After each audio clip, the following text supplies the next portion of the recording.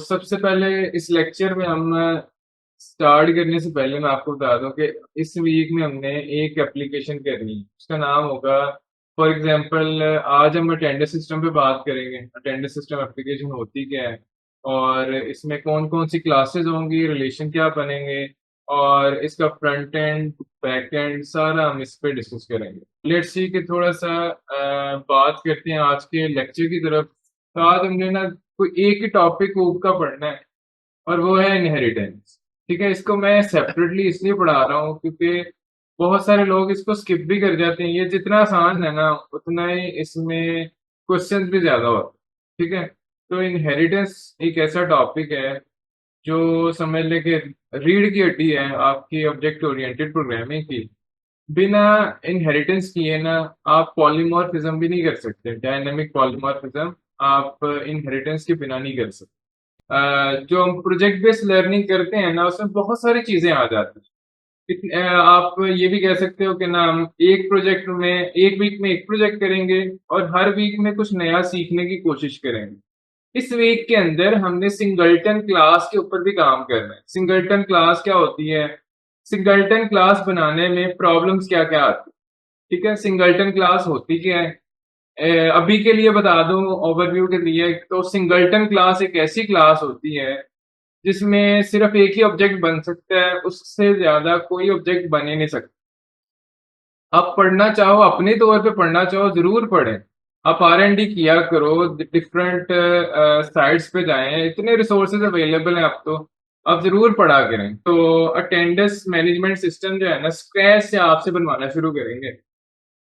Let's see inheritance को पढ़ते हैं। इनहेरिटेंस है क्या?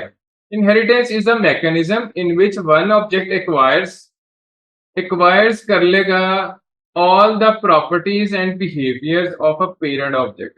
ठीक है, तो मतलब उसने एक्वायर कर लेना है, मालिक बन जाना है उन सारे मेथड्स और प्रॉपर्टीज का जो उसके पेरेंट के पास होंगी। ठीक है, जैसे हमारा यहाँ पे भी रियल लाइफ में भी इनहेरिटेंस होती है, सेम टू सेम वही कॉन्सेप्ट है। ये करते कैसे हैं? एक्सटेंड्स का कीवर्ड यूज होता है। एक्सटेंड्स के ये स्मॉल में आप लिखेंगे, एक क्लास, क्लास का कीवर्ड लिखेंगे, फिर क्लास का नाम आएगा, फिर लिखेंगे एक्सटेंड्स और अगली क्लास का नाम लिखेंगे जिसको आप पेरेंट बनाना चाह रहे हो। सही है, तो यहाँ पे देखते हैं कि हम करते क्यों हैं इनहेरिटेंस। इनहेरिटेंस हम करते हैं फॉर दो रीजन हैं उसकी। मेथड ओवरराइडिंग, मेथड ओवरराइडिंग असल में कॉन्सेप्ट है डायनामिक पॉलीमॉर्फिज्म का, जो हमारा अगला टॉपिक होगा। हम अभी तो नहीं, अगली क्लास में से स्टार्ट करेंगे। ठीक है, अभी हम सिर्फ इनहेरिटेंस पे बात करेंगे, इसी के ऊपर इसकी टाइप्स देख लेंगे, इसका कोड देख लेंगे और ज्यादा हम प्रोजेक्ट पे बात करेंगे। ठीक है, तो पहली चीज है फॉर मेथड ओवरराइडिंग। एक तो मेथड ओवरराइड कर सके, ये इनहेरिटेंस के बिना हो ही नहीं सकता। ठीक है, नंबर टू, कोड को रीयूज कर सकें। एक कोड मैंने लिख दिया है क्लास के अंदर, उसी सारी प्रॉपर्टीज और मेथड्स को मैं दूसरी क्लास के अंदर रीयूज कर सकूं। सही है, इनहेरिटेंस इसलिए कर रहे हैं।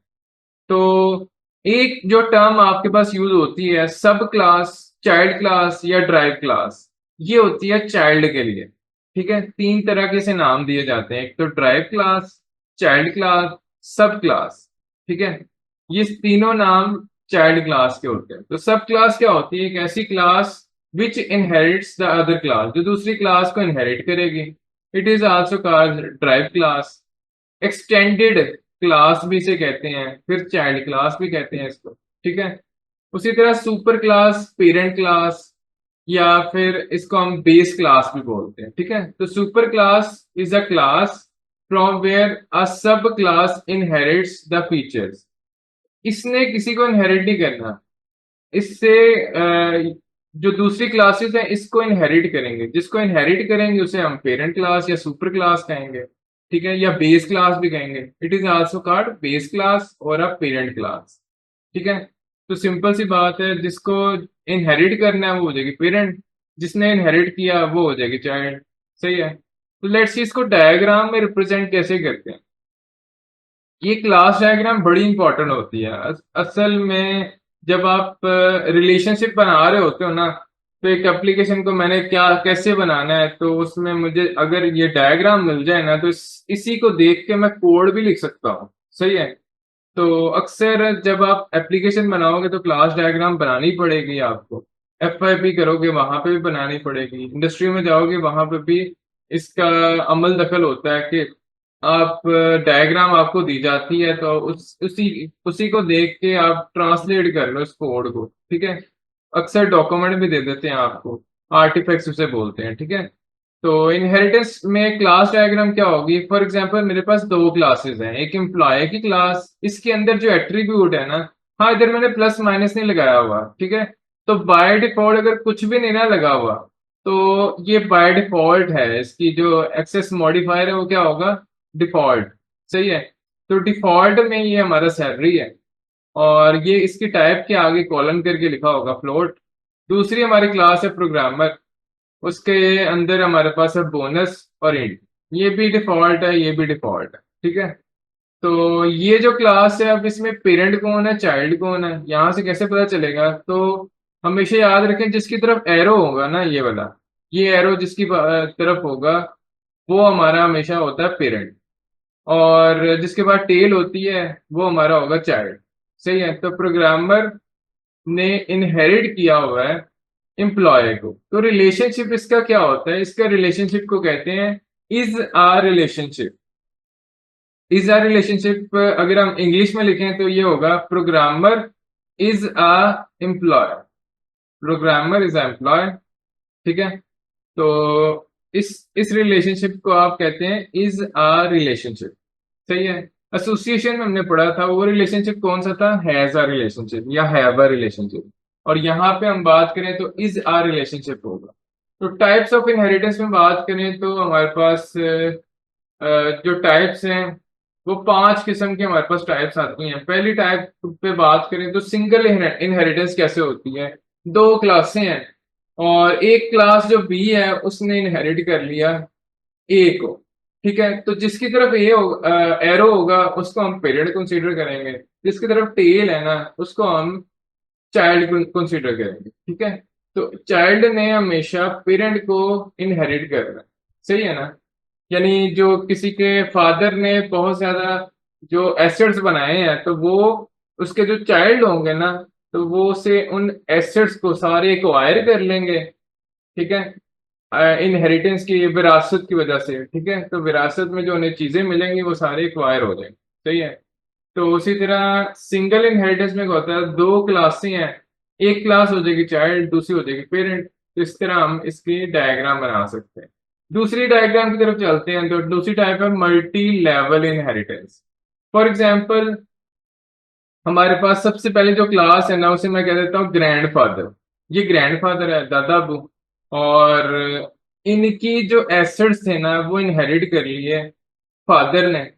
ठीक है। एक फादर क्लास है उसने इनहेरिट कर लिए, ग्रैंडफादर के एसेट्स मिल गए फादर को। उसी तरह फादर के जो एसेट्स हैं वो चाइल्ड को मिल गए, जो इसका सन होगा, फादर का जो सन होगा। वो तीसरी जो क्लास है उससे अब एक यहाँ पे चीज समझने वाली है कि एक ना आपके पास लेवल बन रहे हैं। पहले आपके ग्रैंडफादर थे, फिर फादर आए, फिर उसके बाद उनके आगे से बच्चे आएंगे।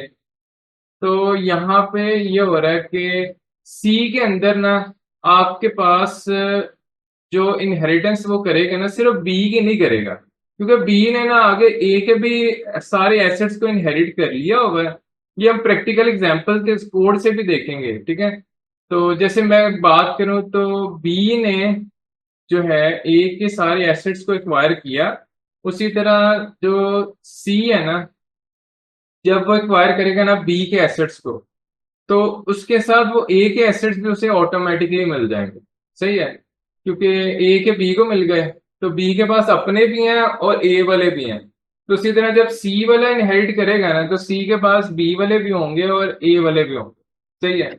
उसी तरह हिरारकी की बात करें, हिरारकी में यह आ जाएगा कि फॉर एग्जाम्पल एक फादर है और उसके मल्टीपल आगे चाइल्ड्स हैं। ठीक है। ऐसा हो सकता है, प्रैक्टिकल एग्जांपल भी है कि एक फादर के कोई तीन बच्चे हैं, चार बच्चे हैं, पांच बच्चे हैं, तो वो सारी क्लासें क्या होंगी उसे इनहेरिट कर लेंगे।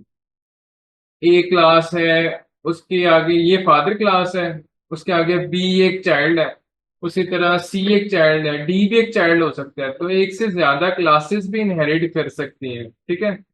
या फिर इससे आगे हायरार्की ये बन सकती है कि इसके आगे जो चाइल्ड था ना वो एक ही था, तो बी के आगे जो चाइल्ड था वो डी था, वो सिर्फ एक ही था।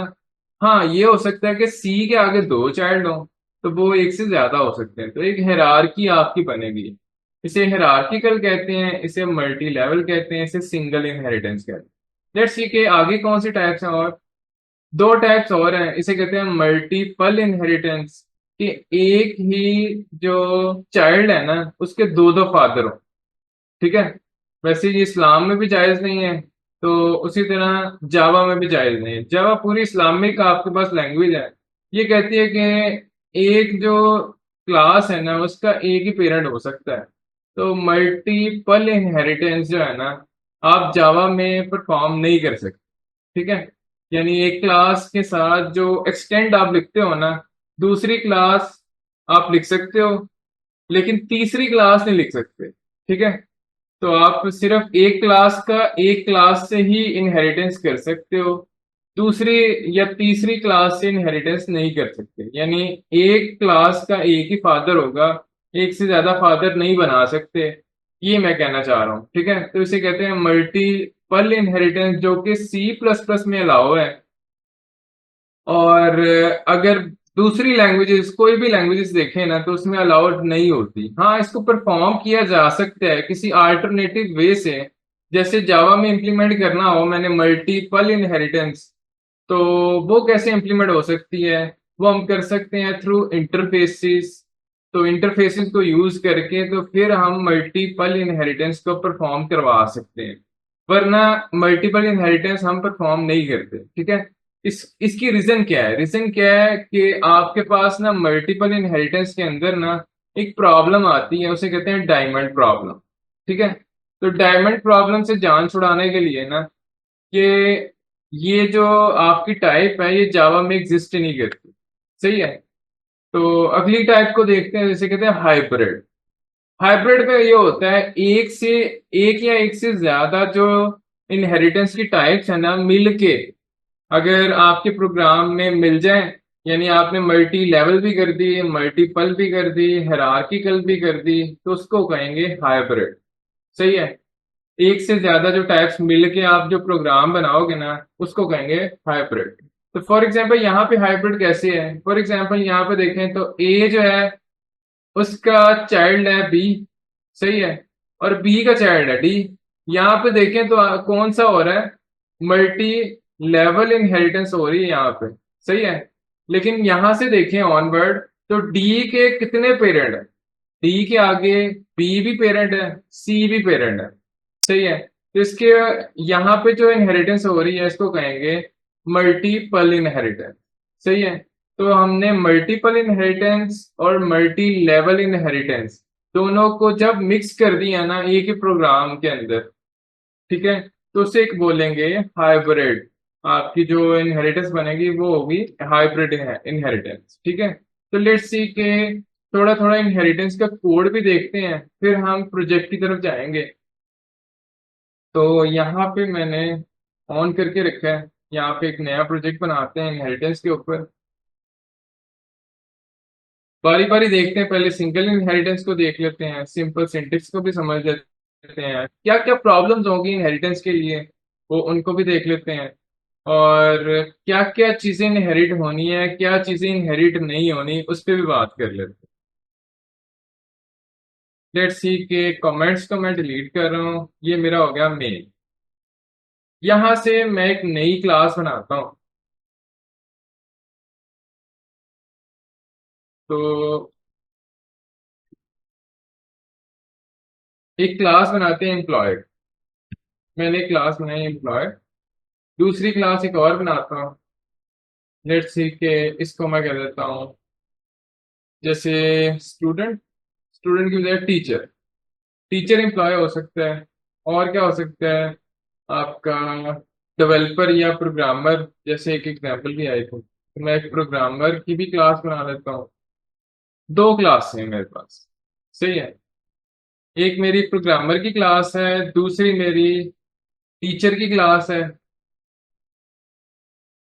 तो दोनों एम्प्लॉय हो सकते हैं। सही है, तो रिलेशन जरा देखें किसका किससे रिलेशन बनेगा।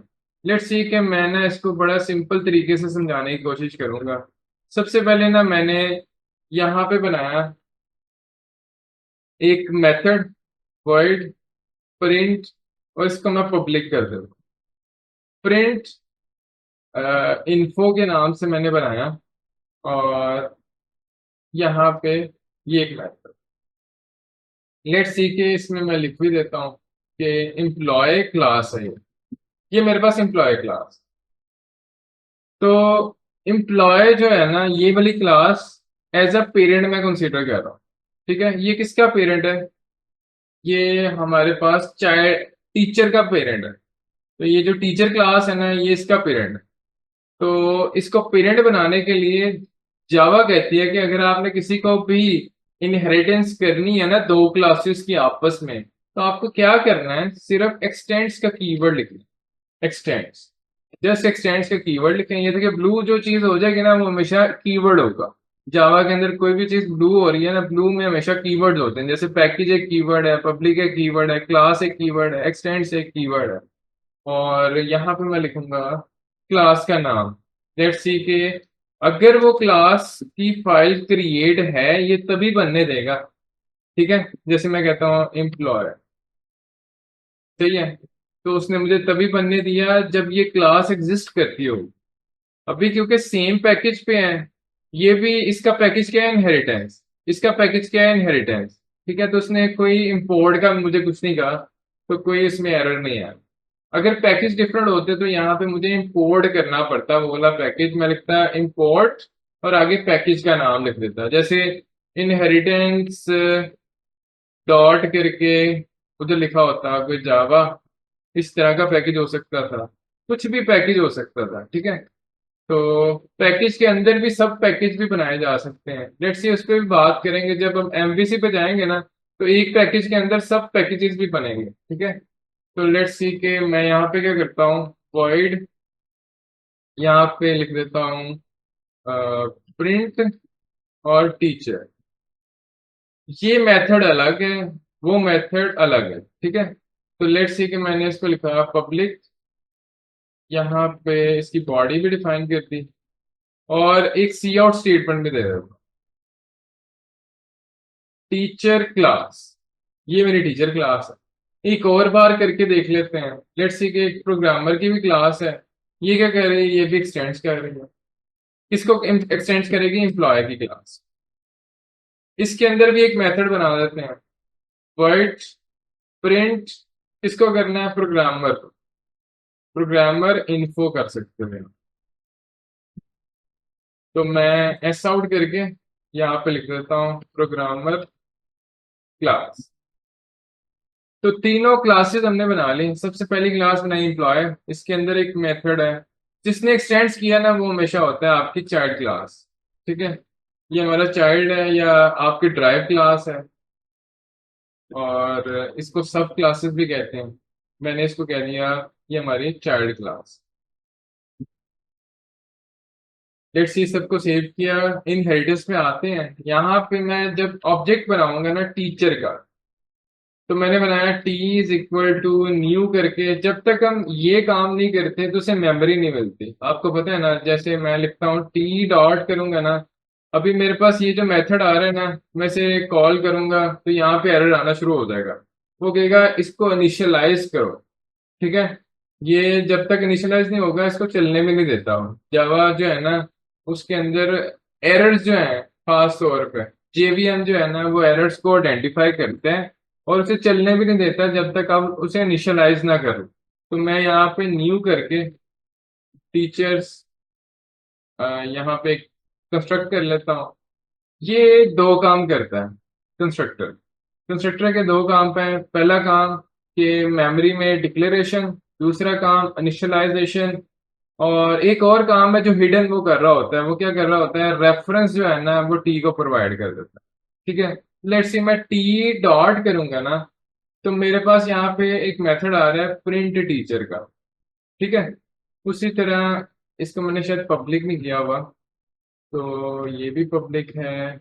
उसी तरह ये भी पब्लिक है, ये भी पब्लिक है। लेट्स सी कि मैं क्या करता हूँ, टीचर डॉट करके ना, यहाँ पे मेरे पास एक और भी मेथड आ रहा है, उसका नाम है प्रिंट इन्फो। टीचर तो जो हाईलाइटेड है ना, बोल्ड में नजर आ रहा है आपको, वो है इसका अपना मेथड। ये देखिए बोल्ड में नजर आ रहा होगा, थोड़ा सा ना उसने डार्क कर देता है उसको, ठीक है, जो इंक है उसकी डार्क डार्क कर देता है। तो ये इसके ऊपर आप रखेंगे ना कर्सर, तो ये आपको बता रहा है कि ये जो है ना टीचर क्लास का अपना मेथड है। इससे ऊपर वाले पे जाएंगे तो ये कहेगा एम्प्लॉय क्लास का मेथड है। तो एम्प्लॉय क्लास के मेथड को क्या मैं चाइल्ड से एक्सेस कर सकता हूँ? ये देखें, टी डॉट प्रिंट इन्फो कहाँ पे है, ये पेरेंट क्लास के अंदर है। सही है। तो पेरेंट क्लास के मेथड को मैं चाइल्ड क्लास के ऑब्जेक्ट से एक्सेस कर रहा हूँ। तो ये देखें, जैसे इसे मैं रन करता हूँ, ये मुझे अलाउ कर रहा है। सही हो गया। तो ये एम्प्लॉय क्लास का फंक्शन मैंने चाइल्ड क्लास से एक्सेस करने की कोशिश की। उसी तरह अगर मैं प्रोग्रामर का भी बनाने की कोशिश करूं, programmer P is equal to new programmer, तो यहाँ पे मैं कहूंगा पी डॉट प्रिंट इन्फो। सही है। तो देखा, मुझे यहाँ पे भी अलाउ कर रहा है। सही है। अपने तो मेथड वो कर ही सकते हैं ना, अपना मेथड जो है वो भी मिल रहा है और पेरेंट वाला मेथड से मिल रहा है। उसी तरह ये पेरेंट वाला मेथड भी एक्सेस कर रहा है और अपना मेथड भी एक्सेस कर रहा है। ठीक है। लेट्स सी कि और क्या क्या चीजें इसे मिल सकती हैं।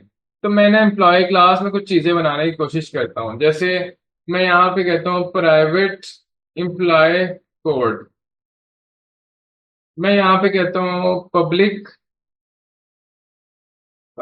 यहाँ पे इसे नाम दे दे, इंटीजर कर दो, और सैलरी कर दो डबल के अंदर, डबल में मैं इसकी ना सैलरी कर देता हूँ।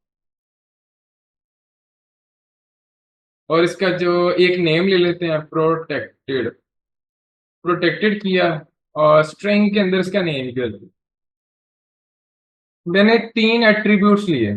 सही है। तो इनको मैं करता हूँ सेव, यहाँ पे आता हूँ और यहाँ आके मैं लिखता हूँ पी डॉट, डॉट करके ना मुझे दो चीजें मिल रही हैं। देखें, नेम के ऊपर ना एक आप यहाँ पे ना एक चाबी सी भी बनी आएगी, ठीक है, की बनी आ रही है ये इसके ऊपर। ये जब भी की आए ना आपके पास, तो ये हमेशा प्रोटेक्टेड होता है। जिसके साथ प्रोटेक्टेड लिखा हो तो वो कहता है कि ये ना हर कोई एक्सेस नहीं कर सकता। ये जो आप जिसके साथ लिख देते हो ना, ये प्रोटेक्टेड, प्रोटेक्टेड सिर्फ वही एक्सेस कर सकता है जो चाइल्ड क्लासेस है।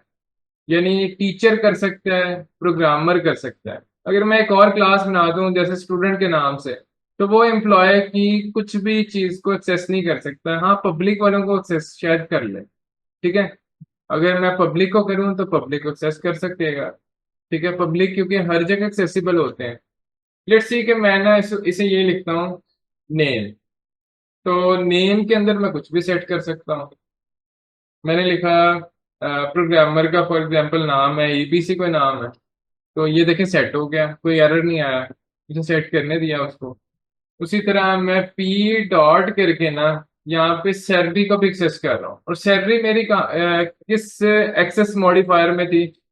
फॉर एग्जांपल ये कोई 10,000 सैलरी रख देते हैं। ठीक है। ये मेरी किस एक्सेस मॉडिफायर में थी वो भी देख लेते हैं। फॉर एग्जांपल मैं यहाँ एम्प्लॉय में जाऊं, तो मेरे पास ना एम्प्लॉय कोड जो आ रहा है ना, एम्प्लॉय कोड वो प्राइवेट है, इसलिए वो कहीं कोई भी एक्सेस नहीं कर पा रहा। हाँ, इसके अंदर विद इन क्लास जो प्राइवेट चीज होगी वो विद इन क्लास एक्सेसिबल होगी। पब्लिक और प्रोटेक्टेड जो है वो चाइल्ड में एक्सेसिबल हो। तो चाइल्ड की एक और हमें चीज पता चल गई कि चाइल्ड ना सारे काम नहीं कर सकता। वो क्या कर सकता है, हर वो चीज जो आपकी पब्लिक है प्लस प्रोटेक्टेड है, ठीक है, उनको ये एक्सेस एक्सेस कर सकते हैं। ये प्रॉपर्टीज, इसे मैं लिख देता हूँ प्रॉपर्टीज प्लस एंड जो उसके एक्शंस या फंक्शंस भी कह सकते हो, मेथड भी कह सकते हो, methods of parent class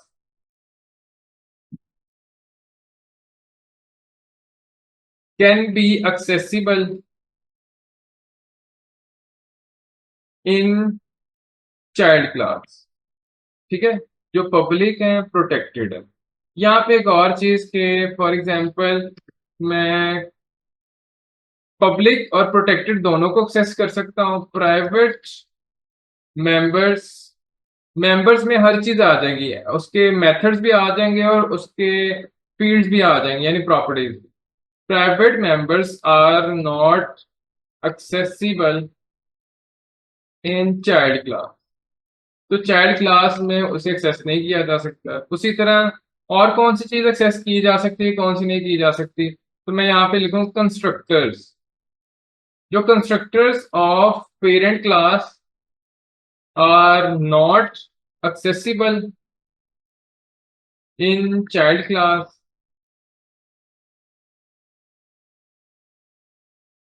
but have a special behavior in child class, ठीक है। तो इसको जरा देख लेते हैं कि फॉर एग्जांपल मैंने ना किसी कंस्ट्रक्टर को अगर एक्सेसिबल करना हो अपनी किसी चाइल्ड क्लास के अंदर, लेट्स सी बना के देख लेते हैं। तो मैं क्या करता हूँ, फॉर एग्जांपल अब इसे प्राइवेट वाला तो नहीं मैं कर सकता, तो मैं इसे ना ये कर देता हूँ, प्रोटेक्टेड भी नहीं करता। मैं चाहता हूँ कि यहाँ पे मुझे प्रोटेक्टेड, पब्लिक या प्राइवेट क्या रखना चाहिए। तो मैं यहाँ पे रिकमेंड करूंगा, हम ना क्या करने जा रहे हैं, ऑब्जेक्ट ओरिएंटेड प्रोग्रामिंग का ना एक रूल है। रूल क्या है, वो कहता है कि इनकैप्सुलेशन, हर एक क्लास के अंदर ना प्योरली इनकैप्सुलेटेड आप क्लासेस बनाएं। उससे फायदा क्या होता है, उससे फायदा होता है कि आप जब एक्सेसिबल करोगे ना, इन एक्सेस करोगे दूसरी क्लास से, जब इसे एक्सेस करेंगी तो वो आपके रूल्स के अकॉर्डिंगली करेंगे, ठीक है। तो ये हमने जो चीज पढ़ी थी ना, आपने हमेशा जब भी क्लास बनानी है ना, मैंने यही कहा था कि आपने प्राइवेट कर देना, सबको प्राइवेट कर देना, प्रोटेक्टेड भी नहीं करना, पब्लिक भी नहीं करना। ये एक गुड अप्रोच है जब भी आप क्लासेस बनाएं, ठीक है। तो लेट्स सी कि मैं अब क्या करता हूँ, इनकैप्सुलेशन के लिए मैं यहाँ पे गेटर सेटर्स बना देता हूँ, उनको मैं पब्लिक कर दूंगा ताकि वो एक्सेसिबल हो जाए दूसरी चाइल्ड क्लासेस के लिए भी। तो यहाँ पे मैं सिलेक्ट ऑल करता हूँ और जनरेट कर देता हूँ। लेट्स सी कि मेरे गेटर सेटर्स यहाँ पे सारे कंप्लीट हो गए। मैं उसी तरह क्या करता हूँ, यहाँ पे एक कंस्ट्रक्टर भी बना देता हूँ। तो मैं क्या करूंगा, आर्ट इंसर्ट कंस्ट्रक्टर, यहाँ पे सिलेक्ट ऑल कर लें, जनरेट कर देगा। अगर ये बना है ना, तो अगर आप इसको डिफॉल्ट कंस्ट्रक्टर को बनाने की कोशिश करोगे ना, ये देखें अगर मैं इसको कमेंट कर दूं ना, इसे कमेंट आउट कर दूं, ये कमेंट आउट किया तो मेरा ना डिफॉल्ट कंस्ट्रक्टर मुझे बनने देगा। लेट्स सी कि मैं एम्प्लॉय का ऑब्जेक्ट बनाता हूँ, E is equal to new employee का, ये डिफॉल्ट कंस्ट्रक्टर बन गया। लेकिन जैसे आप ओवरलोडेड कंस्ट्रक्टर बना देते हो ना, तो डिफॉल्ट कंस्ट्रक्टर ऑटोमेटिकली खत्म हो जाता है। फिर वो कंपाइलर ना डिफॉल्ट कंस्ट्रक्टर कहते हैं मैन्युअली खुद बनाओ, मैं आपको प्रोवाइड नहीं करूंगा, सही है। तो यहाँ पे जब आप इसे एक्सेसिबल करने की कोशिश करोगे, एरर आना शुरू हो जाएगा। अब इस एरर को सही कैसे करना है, आप यहाँ पे खुद का पब्लिक एम्प्लॉय, खुद का डिफॉल्ट कंस्ट्रक्टर बना, मैन्युअली लिखो या ना लिखो, इसमें बाय डिफॉल्ट वैल्यूज इनिशियलाइज हो जाती है। मैंने आपको बताया था कि जेवीएम क्या करते हैं, जो इंटीजर होती है उसको जीरो से, डबल होती है उसको भी जीरो से, और उसी तरह हमारे पास जो स्ट्रिंग होती है उसको एम्प्टी स्ट्रिंग से इनिशियलाइज कर देता है बाय डिफॉल्ट, ठीक है। अगर आप करना चाहो तो कर सकते हो। लेट्स सी कि मैं ना ये वाला जो कंस्ट्रक्टर था ना, ये वाला कंस्ट्रक्टर, इसको एक्सेस करने की कोशिश करता हूँ इन चाइल्ड क्लास। तो एक एक क्लास में तो हमें एक्सेस करना आता है। फॉर एग्जांपल इसको मैं एक्सेस करूं इस कंस्ट्रक्टर के अंदर, तो कैसे होगा, दिस, यहाँ पे मैं लिखूं फॉर एग्जांपल, इसके अकॉर्डिंगली मुझे पैरामीटर्स देने पड़ेंगे इसी सीक्वेंस में। तो विद इन क्लास तो हमें करना आता है, दिस का कीवर्ड लिखो, एम्प्लॉय कोड फॉर एग्जांपल मैंने जीरो दे दिया, उसी तरह सैलरी मैंने जीरो दे दी, उसी तरह ये मैंने स्ट्रिंग नेम जो है वो भी एम्प्टी देना है। तो इस डिफॉल्ट कंस्ट्रक्टर को इस तरह से मैं इसके थ्रू कॉल कर सकता हूँ। इसे कहते हैं सिंगल रिस्पॉन्सिबिलिटी प्रिंसिपल। तो मैं साथ साथ रिवाइज भी करा रहा हूँ कॉन्सेप्ट। तो थोड़ा सा अगर मैं यहाँ से देखूं, क्या ये जो चीज है ना, कि ये मुझे चाइल्ड क्लास में मिल सकती है। लेट्स सी के चाइल्ड क्लास क्या एक्सेस कर सकता है किसी भी पेरेंट के कंस्ट्रक्टर को, या पेरेंट का कंस्ट्रक्टर भी कॉल हो जाए। तो वो जब मैं यहाँ पे लिखने की कोशिश करूंगा ना, ये देखें, मैं इसको ना न्यू करके क्या कर देता हूँ, एम्प्लॉय बनाने की कोशिश करता हूँ। ये देखें, टी को जब मैं एम्प्लॉय बनाने की कोशिश करूंगा मुझे एरर देगा यहाँ, ठीक है, बनने नहीं दे रहा वो। हालांकि एक्वायर का मतलब क्या होता है कि मैं तो अब मालिक बन गया हूं ना, उसके सारे पब्लिक और प्राइवेट, पब्लिक और प्रोटेक्टेड जितने भी मेंबर्स हैं उसका मालिक बन गया हूं। लेकिन टीचर की क्लास जो कि चाइल्ड क्लास है, उसमें मैंने आपको बताया था कि कंस्ट्रक्टर जो है ना वो कभी भी एक्सेसिबल नहीं होता इन चाइल्ड क्लास के अंदर। बट उसका स्पेशल कोई बिहेवियर होता है चाइल्ड क्लास में, आपसे एक्सेस कर सकते हो, लेकिन किसी और तरीके से एक्सेस करेंगे। वो क्या तरीका होगा जरा उस पर बात करते हैं। लेट्स से कि इसको मैं हमेशा इसी तरह से बनाऊंगा, और चाइल्ड क्लास के अंदर अगर आप एक्सेस करना चाहते हो तो वो कैसे होगा कि मुझे क्या करना पड़ेगा, यहाँ पे मैं इसका कंस्ट्रक्टर बनाता हूँ टीचर का। तो मैं कहता हूँ पब्लिक टीचर। ये छोटी छोटी चीजें होती हैं लेकिन इंटरव्यू में बड़ा आपको बेनिफिट होता है इन चीजों से ना। वो कई बार जो, वैसे तो इंटरव्यूअर जो होता है ना उसकी कोशिश होती है अंडर ग्रेजुएट से जो भी आया है ना फ्रेश, उसको ना ये देखा जाए उसे थोड़ा बहुत चीजें आती हैं कि नहीं, ठीक है। तो वो इतना कॉम्पिटेटिव आपको क्वेश्चंस नहीं करता।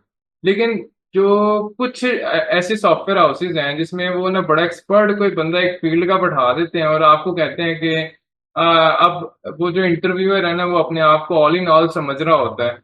तो वो ना अगर आप उसे ना आंसर देना शुरू कर देते हो ना, फिर वो खुन्नस खा जाता है। वो कहता है अब मैं इसे ना थोड़ा ट्रिकी क्वेश्चन करना शुरू कर दूं, ठीक है। तो कुछ ऐसे भी होते हैं वो आपको कोशिश कर रहे होते हैं कि कहीं ना कहीं ये फंस जाए और मैं इसको रिजेक्ट करूं, ठीक है। तो हर इंटरव्यूअर की वैसे कोशिश तो यही होती है। लेट्स सी के बहुत सारी छोटी छोटी माइनर सी चीजें होती हैं। जैसे एक बार मेरा इंटरव्यू हुआ था तो उन्होंने मुझसे, ये मैं अक्सर ना आपको टर्म्स बोलता हूँ कि ये टर्म्स के नाम पता होने चाहिए। जैसे ना यहाँ पे एक एंगुलर के अंदर ना एक टर्म्स होती है कि ना यूं, ये ब्रैकेट जो होती है ना इसके दो तीन नाम है। तो इसको नाम, डिफरेंट नाम मुझे बताओ कि इसके नाम क्या होते हैं, ठीक है। ब्रेसिस इन्हें कहते हैं उसे, फॉर एग्जांपल ये हम ग्रुपिंग के लिए यूज करते हैं एंगुलर के अंदर। या फिर और इसका तीसरा नाम क्या है वो मुझे बताओ, ठीक है। तो वो ना अक्सर आपको टर्म्स पूछ रहे होते हैं कि भाई इसका ये ब्रैकेट है तो इसमें मैंने कोड लिखा, तो लेट्स सी के इसके तीन नाम है, मुझे बताओ इसके क्या क्या नाम। आपको पता होना चाहिए, इसलिए मैं कहता हूँ टर्म्स जो है ना, अक्सर कुछ टर्म्स होती हैं वो आगे पीछे करके पूछ सकते हैं, तो आपको नाम जरूर पता हो टर्म्स के। तो लेट्स सी के कंस्ट्रक्टर के, एक बार मुझसे ये भी इंटरव्यू में क्वेश्चन आया था कि ये जो कंस्ट्रक्टर है ना पेरेंट क्लास के जो कंस्ट्रक्टर को कॉल कैसे कर सकता है, ठीक है। तो ये अगर क्वेश्चन आए तो आप इसका आंसर क्या होगा कि फॉर एग्जांपल आप ना एक्सटर्नली नहीं काम कर सकते। आप फॉर एग्जांपल अगर मैं एक्सेस करने की कोशिश करूँ ना, मैं एक्सेस करने की कोशिश करता हूँ, जैसे इनको मैं खत्म कर दूं, ये जो चाइल्ड क्लास का कंस्ट्रक्टर है ना ऑब्जेक्ट, अगर ये पेरेंट क्लास के कंस्ट्रक्टर को कॉल करने की कोशिश करेगा ना तो यहाँ पे एरर आना शुरू कर देगा। हालांकि ये पब्लिक है, आप देख के जाके देख लो, ये पब्लिक है। पब्लिक तो एक्सेसिबल होना चाहिए ना, लेकिन वो नहीं, आपको एक्सेसिबल क्यों नहीं है, उसकी रीजन पब्लिक नहीं है, उसकी रीजन है चाइल्ड। जो चाइल्ड है ना उसकी रिस्ट्रिक्शन है कि वो कंस्ट्रक्टर के अलावा बाकी सारी चीजें एक्सेस करना है कर लो। इवन दूसरा कंस्ट्रक्टर भी नहीं चलेगा। जैसे मैं यहाँ पे एम्प्लॉय कोड दे देता हूँ और यहाँ पे सैलरी भी दे देता हूँ, जैसे ये होगी सैलरी, और यहाँ पे अली के नाम से भी दे देता हूँ, ये मेरा कंस्ट्रक्टर हो गया ओवरलोडेड। तो ओवरलोडेड भी एक्सेसिबल नहीं। तो इसका जो स्पेशल बिहेवियर है ना इन चाइल्ड क्लास वो कैसे होगा जरा उसको देख लेते हैं। तो मैंने फॉर एग्जांपल कहा कि आप क्या करो, यहाँ लिखो सुपर। सुपर का एक कीवर्ड है वो यूज होता है कंस्ट्रक्टर को, पेरेंट के कंस्ट्रक्टर या पेरेंट के मेंबर्स को एक्सेस करने के लिए। अगर आप देखोगे तो सुपर डॉट करके ना मैंने कुछ लिखा ना, तो वो मुझे ना यहाँ पे सारे सजेशन देना शुरू कर दिया उसने। कि उसमें गेटर सेटर्स मुझे सारे एक्सेसिबल हो गए, मुझे उसके मेंबर्स नजर आना शुरू हो जाए, तो सुपर डॉट करके ना आप हर एक मेंबर को एक्सेस कर सकते हो पेरेंट क्लास के। एक चीज ये हो गई। कंस्ट्रक्टर को कैसे करेंगे? तो कंस्ट्रक्टर के लिए आप सिर्फ ब्रैकेट दोगे, डॉट नहीं लिखोगे। फिर अगर आपने जीरो पैरामीटर दिया ना, तो ये पेरेंट के जीरो पैरामीटर वाले कंस्ट्रक्टर को कॉल कर देगा। सही है। और अगर आपने दिया फॉर एग्जांपल इसमें पैरामीटर्स, तो ये पैरामीटर वाले कंस्ट्रक्टर को कॉल कर देगा। जैसे मैं इसके अंदर डिफॉल्ट को कॉल कर देता हूँ, और इसके अंदर मैं क्या करता हूँ, एम्प्लॉय, एम्प्लॉय कह रहा हूँ टीचर, तो मुझे लिखना है पब्लिक टीचर। और इसके अंदर भी अगर आप कुछ देना चाहो, फॉर एग्जांपल मैं यहाँ पे लिख देता हूँ टीचर जो है ना, वो डिपार्टमेंट इसका बना देता हूँ, पब्लिक स्ट्रिंग डिपार्टमेंट। तो यहाँ पे मैंने बना दिया डिपार्टमेंट, थोड़ा सा डिफ्रेंशिएट करने के लिए।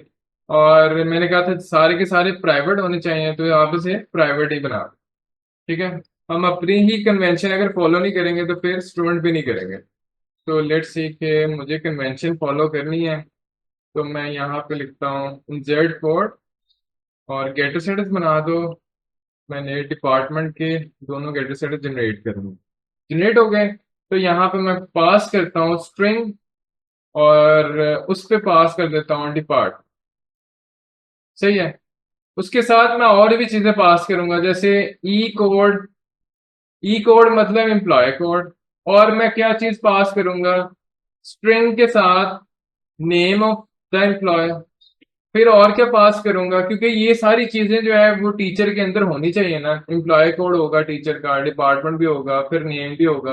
हाँ, उन चीजों को मुझे बार बार लिखना नहीं पड़ रहा। देखें रीयूजेबिलिटी कैसे हो रही है, कि एम्प्लॉय के अंदर जो चीजें लिखी हुई है ना, उसको मुझे दोबारा दोबारा कोड नहीं लिखना पड़ रहा। ठीक है। तो एम्प्लॉय का एम्प्लॉय कोड, सैलरी, नेम, ये सारी चीजें मुझे टीचर के अंदर दोबारा से नहीं लिखनी पड़ेंगी। मैं जस्ट इनको ना पास करते जाऊंगा। और इसमें मुझे क्या रखना है, मुझे रखना है सैलरी, वो भी डबल के अंदर। तो डबल के अंदर मैंने रखती सेल, सेल के नाम से।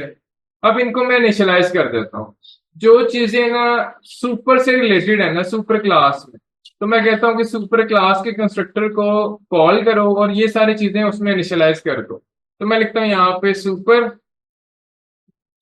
और याद रहे कि सुपर का जो कीवर्ड में आप कंस्ट्रक्टर कॉल करोगे ना, वो एग्जैक्टली उसके पैरामीटर का सीक्वेंस वही होना चाहिए जो यहाँ पे है, इंटीजर, डबल, स्ट्रिंग। ठीक है। तो मैं यहाँ पे लिखूंगा पहला इंट आना चाहिए, दूसरा डबल आना चाहिए, तीसरा स्ट्रिंग आना चाहिए। तो यहाँ पे मैं लिखूंगा E code, comma, salary, comma, name. ये हो गया मेरा सुपर वाला कॉल हो जाएगा। तो मुझे ना ये लाइनें नहीं लिखनी पड़ रही। आपको याद होगा कि यहाँ पे ना मुझे ये नहीं लिखना पड़ रहा है, लेकिन दिस करके डॉट करूंगा ना, तो हालांकि यहाँ पे मैं देखूं तो मुझे गेटर सेटर से एक्सेसिबल हो रहा है। यहाँ सेट देखें एम्प्लॉय कोड, तो एम्प्लॉय कोड मैं लिखूंगा। देखें मुझे ये तीन लाइनें फिर से लिखनी पड़नी थी। वो लाइनें मैं बार बार इसलिए नहीं लिख रहा क्योंकि मैं यहाँ पे सुपर का कंस्ट्रक्टर कॉल कर सकता हूँ ना। तो ये चीजें मैं यूं करके सुपर का कंस्ट्रक्टर कॉल कर दूं, और यहाँ लिख दूं ई कोड, और फिर लिखूं कॉमा करके सैलरी, फिर लिखूं नेम। तो वो जो तीन लाइनें मैंने यहाँ पे लिखनी थी फिर से, वो तीन लाइनें यहाँ ये वाली कॉल हो जाएंगी और वो इनिशियलाइज हो जाएगी। ठीक है। जैसे इनिशियलाइज होगा, तो उसके बाद जो बाकी चीजें हैं वो मैं यहाँ पे खुद की कॉल कर लूंगा। जो खुद का मेंबर है मेरा, department is equal to D, department की स्पेलिंग ये कर देते हैं DPD। ठीक है। तो ये मैंने डिपार्टमेंट को इनिशियलाइज कर दिया। जो इस क्लास से बिलोंग कर रहे हैं उसको आप यहीं पे इनिशियलाइज करेंगे, बाकी सारों के लिए आप सुपर का कंस्ट्रक्टर कॉल कर सकते हो। ठीक है। तो लेट्स सी इसको यूज करके देखते हैं। ये वाला कंस्ट्रक्टर अब मैं कॉल करूंगा। तो मैं क्या करता हूँ, इसी चीज को ना यहाँ,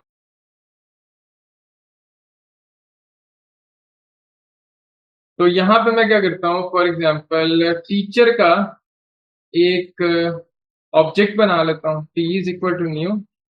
मैंने यहाँ पे टीचर का ऑब्जेक्ट बनाया। अब ये वाला कंस्ट्रक्टर कॉल करूंगा।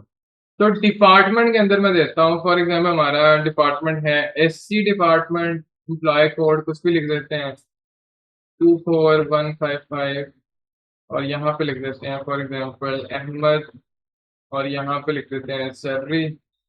तो मैंने कोई ये सैलरी, ठीक है, चलो थोड़ा सा बढ़ा दो। ठीक है, देखिए मेरा ऑब्जेक्ट क्रिएट हो गया। अब मैं क्या कर रहा हूँ, अपने ही कंस्ट्रक्टर के अंदर, ये जो मेरा अपना कंस्ट्रक्टर है चाइल्ड क्लास का, उसके अंदर मैं सुपर का कीवर्ड यूज करके पेरेंट के कंस्ट्रक्टर को भी कॉल कर रहा हूँ। ठीक है, लेट्स सी कि इसमें सारी चीजें जो हैं वो इसके अंदर सेट हो जाएंगी या नहीं, उसको चेक करने के लिए मैं क्या करता हूँ, पेरेंट का प्रिंट का जो मैंने मेथड बनाया हुआ था उसमें सारी चीजों को प्रिंट करा के देख लेते हैं, हमें हर चीज क्लियर हो जाएगी। तो यहाँ पे पेरेंट क्लास एक तो आ गया, फिर इसको मैं कह देता हूँ यहाँ पे प्रिंट कराओ डिपार्टमेंट। तो क्या सारी की सारी चीजें सेट हो रही हैं कि नहीं, उसको वेरीफाई करने के लिए सिर्फ ये काम कर रहा हूँ। तो मैंने लिखा डिपार्टमेंट प्लस कंकैड करके, क्योंकि इसका अपना मेथड था तो यूं करके मिल जाएगा। फिर मैंने लिखा इसी का डुप्लीकेट, तो कंट्रोल शिफ्ट डाउन की से डुप्लीकेट कर रहा हूँ मैं। यहाँ पे टीचर नेम, तो टीचर का जो नाम है वो मुझे कहाँ से एक्सेसिबल होगा, उसका अपना मेथड नहीं है, तो मुझे सुपर लिख के ना डॉट करके मैं यहाँ पे गेट नेम कर सकता हूँ। सही है, इस तरह करके भी आप एक्सेसिबल कर सकते हो।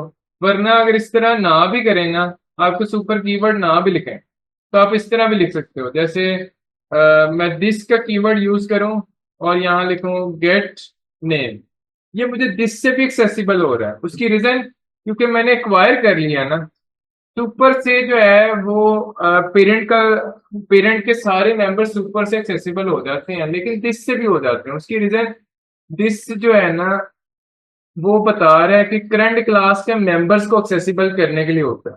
तो करंट क्लास का जो मेंबर है ना, क्योंकि वो एम्प्लॉय से इनहेरिट हुई हैं, तो वो सारे मेंबर्स भी जो एम्प्लॉय के अंदर है ना, जो पब्लिक है, पब्लिक और प्रोटेक्टेड है, वो सारे मेंबर्स मुझे, ये सारे मेंबर्स जो हैं ये सारे मुझे एक्वायर हो जाएंगे मेरे दिस के अंदर। ठीक है, तो इसलिए मुझे दिस से भी एक्सेसिबल हो रहा है। लेट्स सी कि मैं इसको ना फर्दर लिख के देख देता हूँ कि उसकी सैलरी कितनी होगी। उसी तरह गेट सैलरी, यहाँ पे मैंने सैलरी लिख दी। उसी तरह मैं दिस करके आखिरी चीज एम्प्लॉय कोड, जो टीचर का एम्प्लॉय कोड है ना, टीचर ई कोड लिख देता हूँ। ठीक है, तो गेट करके मैं यहाँ पे कहूंगा ई कोड। लेट्स सी कि इसको मैं कॉल करता हूँ, ये मैंने बनाया। इसके बाद मैं करता हूँ टी डॉट करके प्रिंट टीचर का प्रिंट कॉल, वही कोड है सेम टू सेम। अब देखें, चला के देखते हैं। जैसे मैं चला रहा हूँ तो वो बता रहा है मेरी क्लास जो है ना, ये आपकी टीचर की क्लास है, इसमें डिपार्टमेंट जो है एससी है, जो टीचर नेम है वो अहमद है, और उसकी सैलरी इतनी है। और यहाँ पे एम्प्लॉय कोड जो है वो उसका, जैसे हमने जो जो वैल्यूज दी थी वो हमारी सेट हो गई।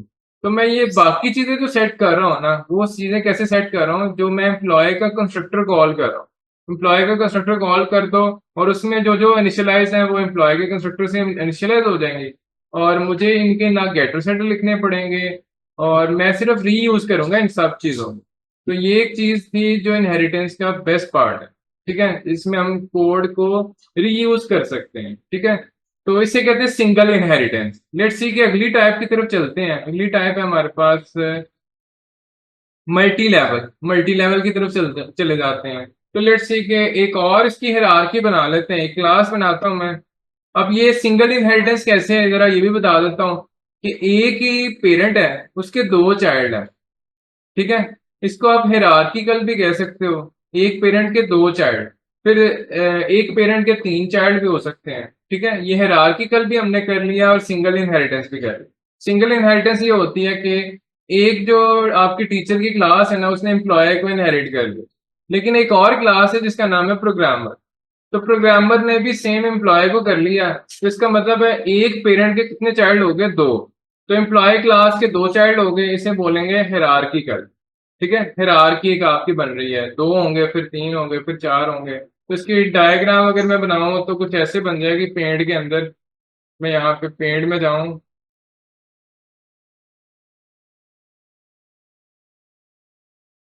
पेंट, एप्लीकेशन ये मैंने खोली। तो हिरार्की इस तरह से है कि सबसे पहले होगा हमारा एक एक क्लास है जो हमारे एम्प्लॉय है, सही है। तो इसके अगर तो एक ही चाइल्ड है ना, अगर एक चाइल्ड है तो इसको हम बोलेंगे, फॉर एग्जांपल इसका टीचर जो है इसका एक ही चाइल्ड है, तो इसको बोलेंगे सिंगल इनहेरिटेंस। एक से ज्यादा हो गए ना तो फिर यहां से, क्योंकि लेवल तो एक ही रहेगा ना, मल्टी लेवल नहीं बनेगी, लेवल तो एक ही है। अब क्या हुआ, इसके और चाइल्ड आ गए, तो यहाँ पे मैं कहूंगा कि लेवल एक ही है। अगर यहाँ पे देखें तो ये लेवल नंबर, फॉर एग्जांपल मैं से कह देता हूँ लेवल 1, ये लेवल 1। तो इसके अभी तो चाइल्ड एक ही है ना, मतलब लेवल एक ही है, तो इसको हम मल्टी लेवल तो नहीं कह सकते, ठीक है, एक लेवल है। तो यहाँ पे मैं कहूंगा प्रोग्राम, ठीक है, ये मेरी प्रोग्रामर वाली हो। तो प्रोग्रामर की क्लास, टीचर की क्लास, ये दोनों क्लासेस जो हैं वो हो रही हैं, इनहेरिट हो रही हैं। तो रिलेशनशिप अगर बनाना चाहें तो इसको मैं लिखूंगा is a teacher is employee, उसी तरह programmer, programmer is a employee, सही है। तो इसको हम, अगर ये ना होता, ये अगर ना होता तो हम कहते सिंगल इनहेरिटेंस। अगर इसके अब दो चाइल्ड हो गए या तीन चाइल्ड हो गए तो इसको हम हिरार्किकल बोलेंगे, ठीक है।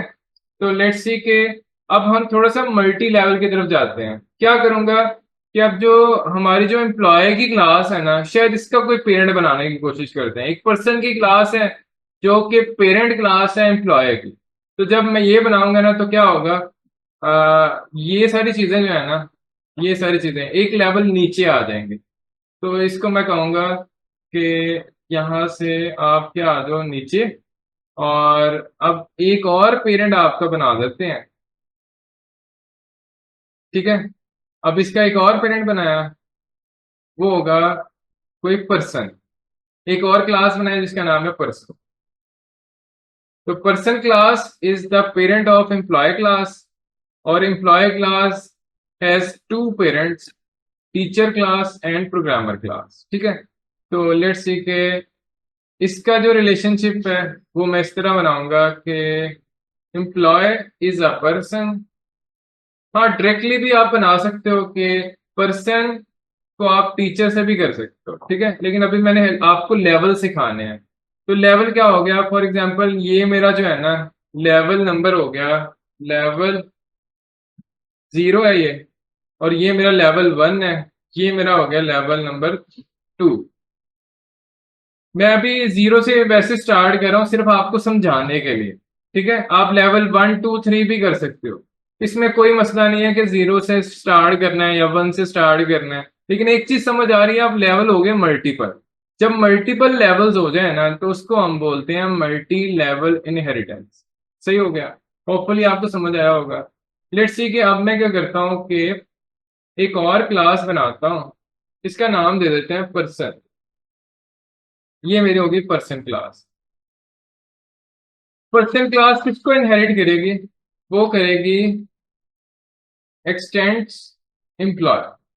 तो अब 3 लेटर्स लिख के कंट्रोल स्पेस यूज किया करें ताकि स्पेलिंग मिस्टेक ना हो। तो लेट्स सी कि इसका जो अंदर मैं रख सकता हूँ ना, कॉमन एट्रीब्यूट्स हमेशा आपने पेरेंट के अंदर रखने हैं। ये लेट्स सी के कॉमन एट्रीब्यूट्स कौन कौन से हो सकते हैं, जैसे जो आपका पर्सन है ना उसके अंदर नेम आ सकता है, तो नेम आप यहाँ पे रखें। कॉमन जो चीजें सब में कॉमन होगी ना वो आपने पेरेंट में रखनी है। तो यहाँ पे मैंने बना दिया फॉर एग्जांपल एड्रेस। तो मैं यहाँ पे ना थोड़ा सा क्योंकि नेम मैंने एम्प्लॉय में भी रखा हुआ है, तो मैं उसको ना यहाँ से चेंज नहीं करना चाह रहा, अभी मैं ऐसे रखना चाह रहा हूँ, तो इसको मैं नेम चेंज करके ना नेम की बजाय एड्रेस कर देता हूँ, और क्या रख देता हूँ, फोन नंबर कर देता हूँ, ठीक है। थोड़ा सा आपको फर्क पता चल जाएगा। इसके जो मेंबर्स हैं वो दो हैं, एड्रेस और फोन नंबर। और अब ये जो दो चीजें हैं ना वो आपको मिलेंगी फॉर एग्जाम्पल एम्प्लॉय के अंदर भी मिलेंगी। मल्टी लेवल के अंदर फायदा क्या है, मल्टी लेवल में ये होता है कि पर्सन के अंदर जो चीजें हैं ना वो मिलेंगी एम्प्लॉय को, और एम्प्लॉय की जो चीजें हैं वो मिलेंगी टीचर को। टीचर उसी तरह प्रोग्रामर जो है उसको एम्प्लॉय वाली चीजें भी मिलेंगी और पर्सन वाली चीजें भी मिलेंगी, ठीक है। तो इस तरह से एक मल्टी लेवल इनहेरिटेंस होती है। लेट्स से इसको ट्राई करते हैं। मैं क्या करता हूँ कि टीचर का ये जो मैंने बनाया था ना, इसको मैं डॉट करके ना, टी डॉट करूंगा ना, तो यहाँ से मुझे गेट गेट करके ना मुझे ये भी मिलना चाहिए। लेट्स सी के मैं एक मिनट चेक कर लूँ। एम्प्लॉय, जो एम्प्लॉय क्लास है वो एक्सेस करे। फॉर एग्जांपल इसमें और चीज ऐड कर देता हूँ कि स्ट्रिंग करके एड्रेस भी कर देता हूँ। एड्रेस सही है। और दूसरी चीज हो जाएगी स्ट्रिंग करके, मैं इसको लिख देता हूँ फोन नंबर। ठीक है, दो चीजें मैंने कर दी, एड्रेस भी कर दिया, फोन नंबर भी कर दिया। तो दिस करके डॉट करूंगा तो यूं भी सेट कर सकता हूँ, या फिर मैं अपने ही पेरेंट को कॉल कर लूँ, पेरेंट का कंस्ट्रक्टर कॉल कर लूँ। तो पर्सन का जो कंस्ट्रक्टर है वो बना लेते हैं यहाँ पे। मैं क्या करता हूँ यहाँ पे इंसर्ट कोड, और इसका जो पेरेंट है ना, वो ये दो चीजें इसके पास हैं। मैं इसको ऐड कर देता हूँ जनरेट। लेट्स सी कि ये मेरा हो गया यहाँ पे। और यहाँ पे मैंने इसे एक्सटेंड नहीं करना था पर्सन, क्योंकि सबका पेरेंट है, यही मैंने गलत किया था। आपने पर्सन को ना सबका पेरेंट बनाना। तो वो इस डायग्राम के अकॉर्डिंग पर्सन का कोई पेरेंट नहीं है, एम्प्लॉय का पेरेंट पर्सन है।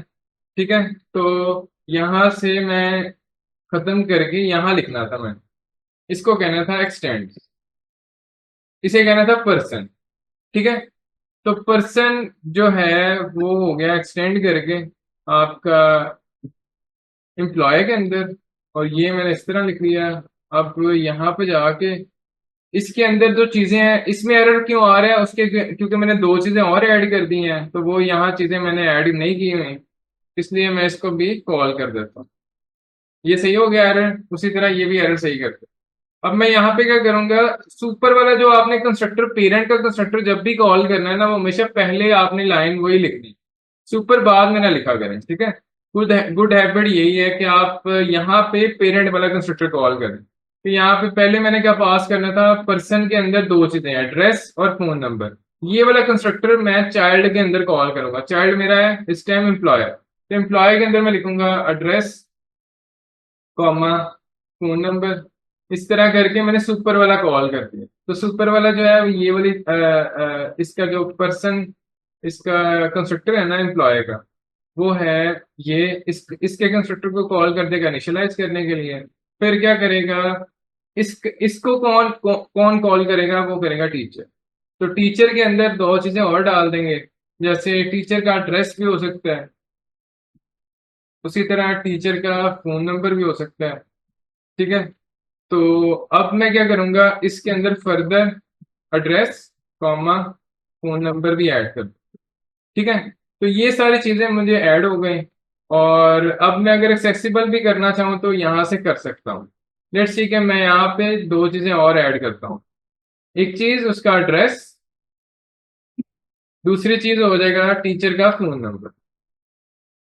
ठीक है, एड्रेस मुझे कहाँ से मिलेगा, गेट करूंगा मैं यहाँ से, गेट एड्रेस, और इसी तरह गेट फोन नंबर। ठीक है, देखें एक्सेसिबल हो रहा है। हालांकि इसका जो पेरेंट है ना, डायरेक्टली इसका पेरेंट है एम्प्लॉयर, और एम्प्लॉय का आगे पेरेंट है पर्सन। ठीक है, तो टीचर को ना एक तो एम्प्लॉय की चीजें भी मिल रही हैं, उसी तरह पर्सन की चीजें भी मिल रही हैं। ठीक है, फादर का भी चीजें मिलेंगी, दादा को भी मिलेंगी, उससे आगे भी कोई हायरार्की होगी उसकी भी चीजें मिलेंगी।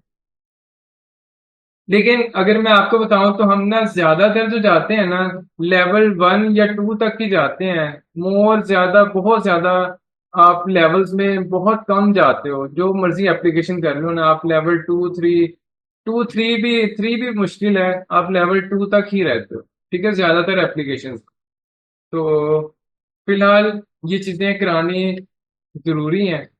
ठीक है, तो मैं यहाँ पे एड्रेस भी पास करूंगा, जैसे लाहौर, और तीसरी चीज में पास करूंगा फोन नंबर।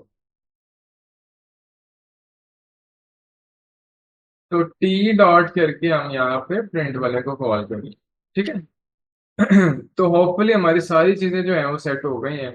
उसी तरह एम्प्लॉय, अब हमें रिलेशन समझ आ गया कि करना क्या है। पर्सन जो है वो पेरेंट क्लास है, उसका जो चाइल्ड है वो एम्प्लॉय है, एम्प्लॉय के आगे दो चाइल्ड है। तो यहाँ पर देखें तो एक हायरार्की क्लास भी हो रही है, सिंगल इनहेरिटेंस भी पढ़ ली, हायरार्की भी पढ़ ली, मल्टी लेवल भी पढ़ ली। और हमारे पास जो टाइप्स थी उसकी तरफ आते हैं। ये हमने तीनों पढ़ लिए, ये वाली तीनों। अब जरा अगली की बात करते हो, तो मैंने कहा था मल्टीपल इनहेरिटेंस ना जावा के अंदर अलाउड नहीं है, तो लेट्स सी करने की कोशिश करते हैं हम। तो यहाँ पे ना मैं अगर टीचर में जाऊं, तो टीचर में जाके अगर मैं यहाँ पे लिखना चाहूँ, फॉर एग्जाम्पल सबसे पहले मैं लिखता हूँ पर्सन, या इसको एम्प्लॉय रहने देता हूँ, फिर लिखता हूँ कॉमा। कॉमा करके मैं यहाँ पे पर्सन लिखने की कोशिश करूंगा ना, तो मुझे मल्टीपल इनहेरिटेंस अलाउड नहीं करेगा। वो कहेगा एक चाइल्ड जो है ना क्लास, उसके दो पेरेंट नहीं हो सकते। सही है। तो आप इस तरह नहीं लिख सकते। यहाँ पे वो कह रहा है कि एक्सपेक्टेड क्या है, यहाँ पे सेमीकोलन के बजाय ब्रैकेट आने चाहिए। आप ब्रैकेट क्यों नहीं लगा रहे हैं? ठीक है। या फिर अगर आप इसके पीछे भी स्टैंड लगाने की कोशिश करो, तो वो भी आपको एरर देगा। सही है। तो दो स्टैंड तो वैसे ही नहीं आ सकते, ये तो वैसे ही एरर है। तो यहाँ पे कॉमा सेपरेटेड में नहीं लिख सकते हो, देखो एरर देगा। तो एक चीज हमें समझ आया कि मल्टीपल इनहेरिटेंस जावा में अलाउड नहीं है। हाँ, एक तरीके से कर सकते हो। वो कैसे? वो आप कर सकते हो थ्रू इन इंटरफेसेस। जो इंटरफेसेस है ना, वो मल्टीपल इनहेरिटेंस को सपोर्ट करते हैं। नेक्स्ट लेक्चर के अंदर interfaces, abstract classes, dynamic polymorphism पे ही बात करेंगे। लेकिन अभी के लिए मैं बता दूं कि मल्टीपल इनहेरिटेंस आप जावा में इंप्लीमेंट नहीं कर सकते। ठीक है। तो ये तो हमारा खत्म हो गया सीन। यहाँ पे देखें हाइब्रिड। क्या आप हाइब्रिड इंप्लीमेंट कर सकते हो? तो अभी मैं आपको बताऊं कि हमने ना हाइब्रिड भी इंप्लीमेंट किया हुआ है। मैं आपको दिखाऊं।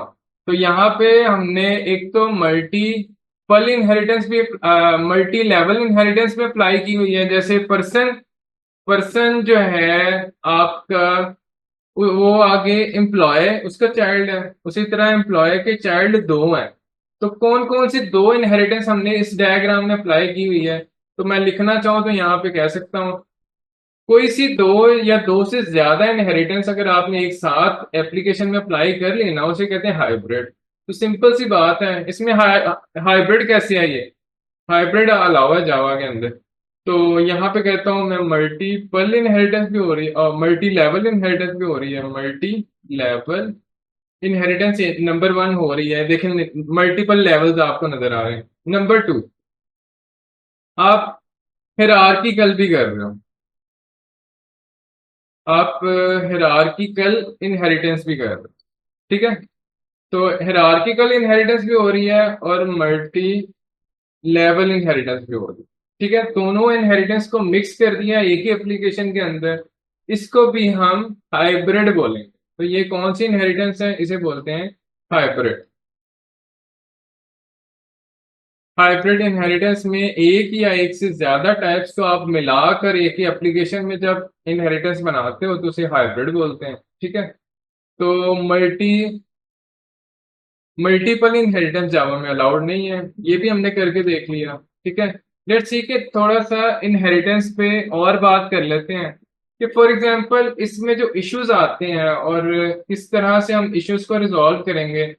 वो ये है कि फॉर एग्जांपल आपने ना क्या किया कि मैंने इनहेरिटेंस को इस तरह से कर दी। तो अक्सर ना स्टूडेंट जो जिसमें कंफ्यूज होते हैं ना, वो चीज बताता हूँ मैं आपको। लेट्स सी कि यहाँ पे जब मैंने पर्सन को बनाया ना ऑब्जेक्ट, और फिर मैंने बना दिया टीचर का। तो टीचर जो है ना, उसको अक्सर स्टूडेंट ये कर देते हैं, डायरेक्टली पर्सन का ऑब्जेक्ट बना देते हैं। ठीक है। जब आप पर्सन का बना दोगे ना, तो एम्प्लॉय वाला जो है ना, वो आपका स्किप हो जाएगा। उसमें फिर ये होगा मल्टी लेवल नहीं बनेगी। ठीक है। तो आप कोशिश किया करें डायग्राम ड्रा करके ना फिर से काम कर लें। अभी जैसे हमने किया था ना, तो हमारा भी एरर आना शुरू हो गया था कि मैंने क्या किया था कि एक्सटेंड कर दिया था, मैंने इसे उल्टा कर दिया था कि एम्प्लॉय को पेरेंट बना दिया था, पर्सन को चाइल्ड बना दिया था। ठीक है। तो उससे क्या होता है, आपका फिर वो जो एक हमने डायग्राम से कॉन्सेप्ट सोचा होता है ना, उसके अकॉर्डिंगली हम काम नहीं कर रहे होते। ठीक है। तो आप कोशिश किया करें डायग्राम ड्रा करके ना फिर से काम स्टार्ट करते हैं, ताकि हमें मसले ना आए। तो लेट्स सी कि इसको मैं सही कर देता हूँ, इसको तो ऐसे ही रहने देंगे, सिर्फ ये वाली लाइन सही करेंगे, ठीक है। तो हमारी ये इनहेरिटेंस का टॉपिक बस यही है, इनहेरिटेंस का टॉपिक यही है फिलहाल। इसके फायदे क्या हैं वो मैं आपको बता दूं। एक फायदा तो था कि हम ना क्या कर सकते हैं, रीयूजेबिलिटी कर सकते हैं, कोड को रीयूज कर सकते हैं। दूसरा फायदा क्या है कि हम मेथड ओवरराइड भी कर सकते हैं। हमने 4 टॉपिक हैं वो हम अगले लेक्चर में पढ़ेंगे, अभी मैं इसमें ऐड नहीं कर रहा क्योंकि हमने प्रोजेक्ट पे ज्यादा काम करना है। तो पहली चीज है मेथड ओवरराइड, वो हम अगली क्लास में देखेंगे। एब्स्ट्रैक्ट क्लासेस अगली क्लास में देखेंगे, इंटरफेसेस अगली क्लास में देखेंगे। ये सारी चीजें ना एक दूसरे से रिलेटेड है, ये सारी चीजें आती हैं डायनामिक पॉलीमॉर्फिज्म में। तो ओवरऑल अगर मैं बताऊं तो डायनामिक पॉलीमॉर्फिज्म को हम अगली क्लास में देखेंगे। और उसी तरह आपके पास एक कॉन्सेप्ट आता है सिंगल्टन क्लास। तो सिंगल्टन क्लास भी मैं जब पॉलीमॉर्फिज्म करा दूंगा तो उसके साथ ये भी करा दूंगा, ठीक है। तो सिंगल्टन क्लास होती क्या है, उसको कैसे आप यूज कर सकते हो। अगर मैं वैसे ओवरव्यू दूं तो एक ऐसी क्लास जिसमें एक ही ऑब्जेक्ट होता है ना, उसे सिंगल्टन क्लास बोलते हैं, ठीक है। कैसे बनेगी उस पर बात करेंगे अगले लेक्चर में। तो अभी के लिए मैं बताऊं कि हमने अब क्या करना है, प्रोजेक्ट पे काम करना है। तो आज हमने इतना ही पढ़ना था, पढ़ने वाला सीन बस इतना ही था। अब जरा प्रोजेक्ट की तरफ चलते हैं। तो प्रोजेक्ट में हमने क्या करना है, अटेंडेंस मैनेजमेंट सिस्टम। तो अटेंडेंस मैनेजमेंट सिस्टम में क्या क्या चीजें आएंगी, पहले इसकी क्लासेस को निकाल लेते हैं। तो मैंने एक नोटपैड खोलता हूँ, उसमें हम पहले क्लासेस को डिस्कस कर लेते हैं, कौन कौन सी क्लासेस में आएंगी। लेट्स सी कि अटेंडेंस मैनेजमेंट सिस्टम होता क्या है। कि फॉर एग्जांपल एक कोर्स है मेरे पास, मैंने उसकी अटेंडेंस लगानी है। उसमें बहुत सारे फैक्टर्स इंक्लूड होंगे, जैसे फॉर एग्जांपल एक कोर्स है ना, तो कोर्स की क्लास बनेगी। मैं इसमें सबसे पहले क्लास बनाता हूँ कोर्स की। तो कोर्स के अंदर ना बहुत सारे स्टूडेंट्स भी इनरोल होते हैं, तो मैं यहाँ पे स्टूडेंट की भी क्लास बनाऊंगा। तो मेरे पास एक क्लास बन गई स्टूडेंट की। उसी तरह कोर्स कोई ना कोई टीचर टीच कर रहा होता है, ठीक है, तो टीचर की भी क्लास होगी। सही है, टीचर की भी इंफॉर्मेशन आपको पास होगी। और क्या चीजें होंगी, कोर्स की जो अटेंडेंस है ना, वो जरूर आप मार्क करोगे जब भी क्लास आपकी कंडक्ट होगी। तो उसकी हर एक क्लास की अटेंडेंस हुआ करेगी, ठीक है। तो एक मेरे पास और क्लास आ गई, अटेंडेंस के नाम से भी आप बना सकते हो एक क्लास, ठीक है। और हमारे पास क्या चीजें आएंगी, जैसे फॉर एग्जांपल मैंने करनी है यहाँ पे यूनिवर्सिटी की एक क्लास बना रहा हूँ, ताकि इनको मैं जो है जोड़ सकूं, चीजों के रिलेशनशिप जो है ना वो यूनिवर्सिटी के साथ बना सकते। यूनिवर्सिटी क्या करेगी, ऑफर करेगी कोर्सेज। यूनिवर्सिटी जो है ना वो ऑफर करती है कोर्सेज, ठीक है। तो इसका मतलब कोर्सेज की जो अरे लिस्ट है ना, जितने कोर्सेज होंगे, तो उसकी अरे लिस्ट कहाँ पे बनेगी, वो मेरी बन जाएगी यूनिवर्सिटी के अंदर, ठीक है। तो लेट्स सी के मेरे पास कितने लोग इनरोल हैं कोर्सेज के अंदर, ठीक है। तो सबसे पहले तो मैं यूनिवर्सिटी के अंदर क्या रखूंगा, एक तो डेटा रखूंगा कौन कौन से कोर्सेज ऑफर हो रहे हैं, कोर्सेज कौन कौन से ऑफर हो रहे हैं, नंबर 1। नंबर 2, मेरे पास कितने स्टूडेंट्स के एडमिशन यूनिवर्सिटी में हो चुके हैं। तो total students admitted,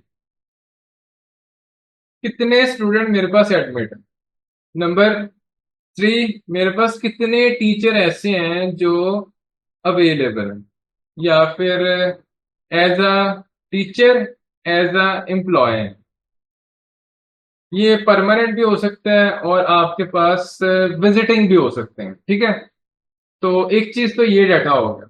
let's see कि हमें एक और क्लास बनानी चाहिए जो इनरोलमेंट, कोर्स की जो इनरोलमेंट है उसका डेटा भी स्टोर कर सके, ठीक है। तो इनरोलमेंट कैसे करेंगे, उसे चाहे आप कोई भी वैसे नाम दे सकते हैं। मैंने अभी तक उसका नाम यही रखूंगा कि आप उसे नाम दे दो कोर्स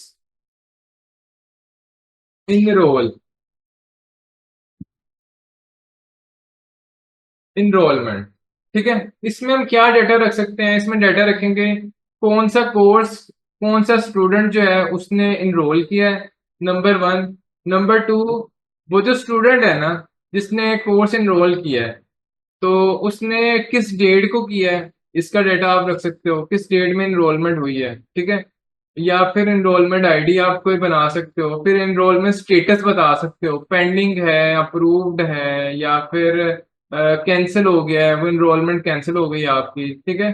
तीन तरह के यहाँ पे इसके एट्रीब्यूट से बनाए जा सकते हैं। तो ये सारी ना हमारे पास जो अरे लिस्ट होंगी ना, उसमें एक एक अरे लिस्ट में और ऐड कर देता हूँ। लेट्स सी कि यहाँ पे ना मैं अरे लिस्ट ही ऐड कर रहा हूँ।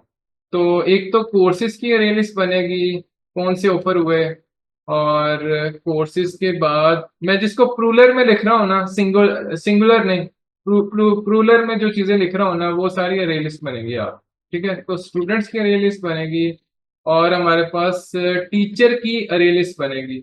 ये चीजें ना आपको खुद आनी चाहिए, ये जो मैं अभी करके दे रहा हूँ ना आपको, आपको ये चीजें खुद आनी चाहिए। अभी मैं आपको ना पूरे का पूरा वो जो असाइनमेंट है ना, उसकी रिक्वायरमेंट सेंड करूंगा, आप खुद भी बना के देखना, तब आपको ज्यादा समझ आएगी। तो हम जो डिस्कशन कर रहे हैं ना, वो कर रहे हैं अटेंडेंस,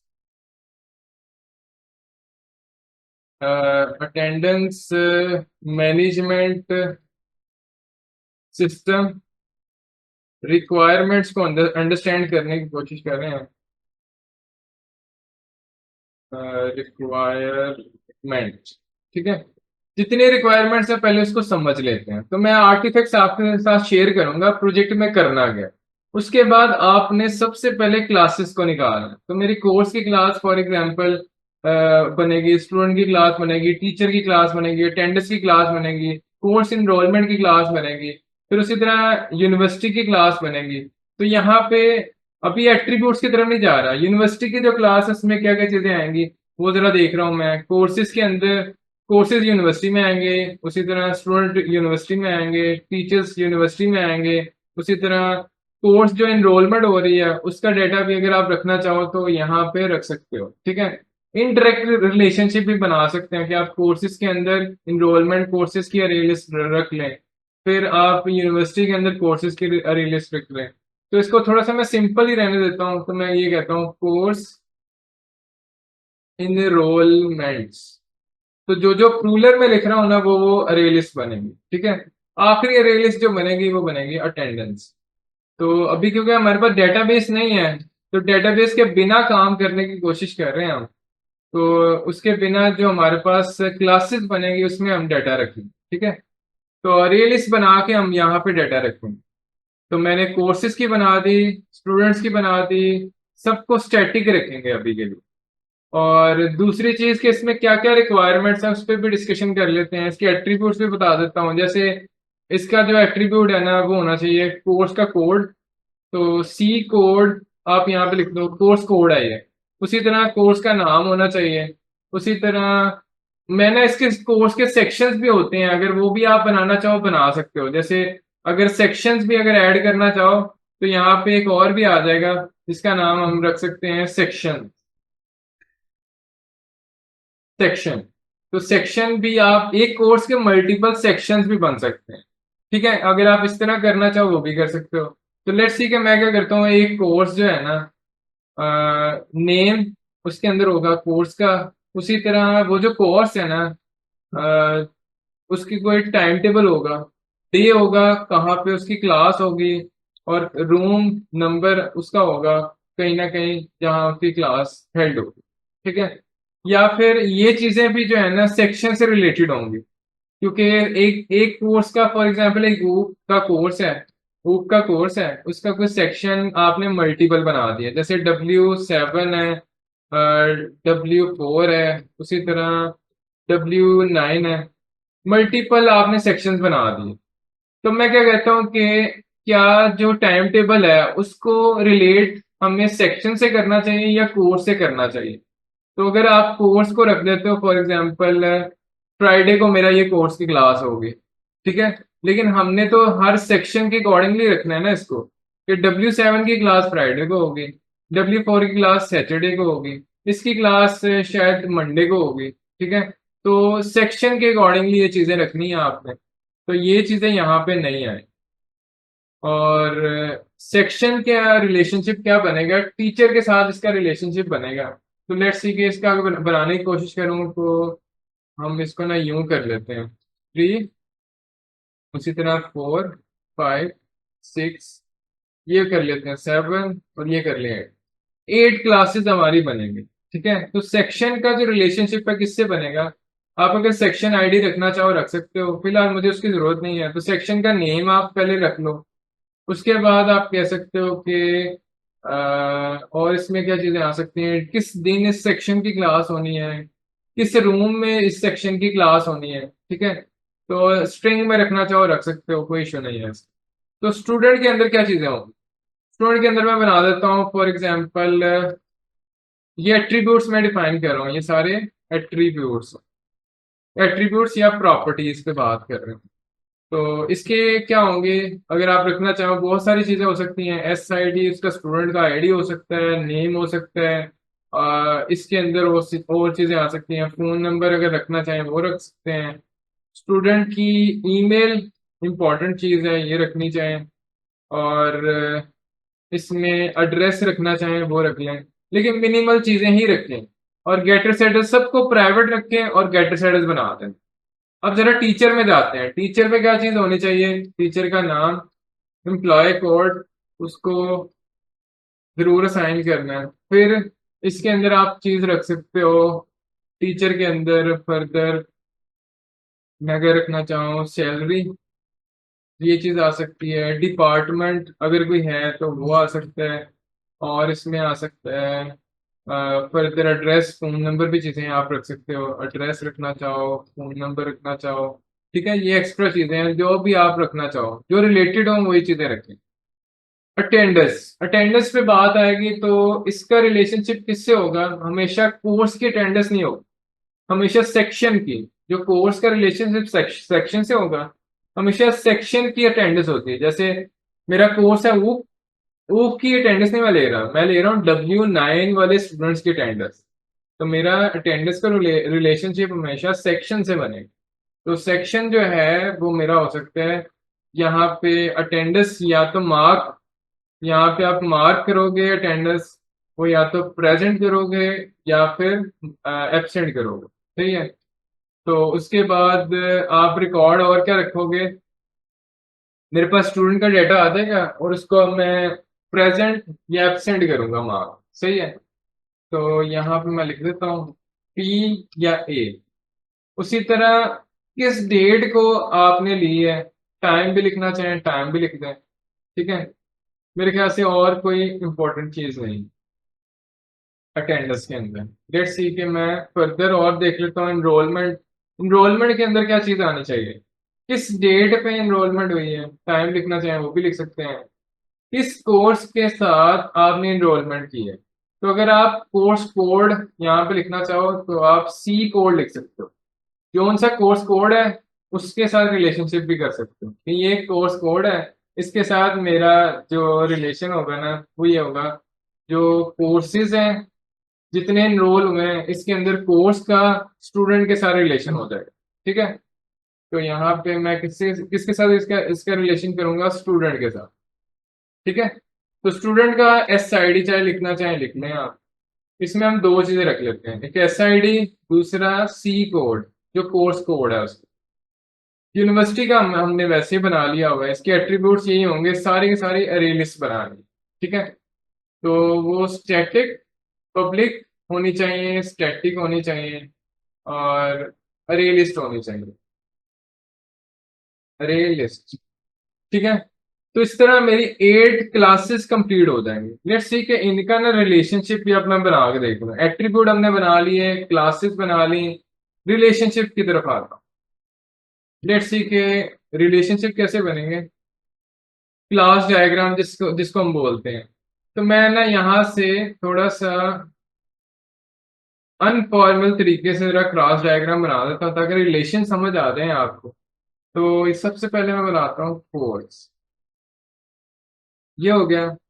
और उसी तरह मैं यहाँ पे बना देता हूँ सेक्शन, ये कौन सा सेलेक्ट कर लिया?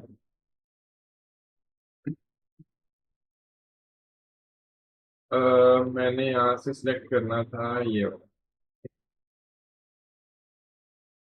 ठीक है, इसको मैं थोड़ा सा नीचे कर लेता हूँ। लेट्स सी कि मैंने कर लिया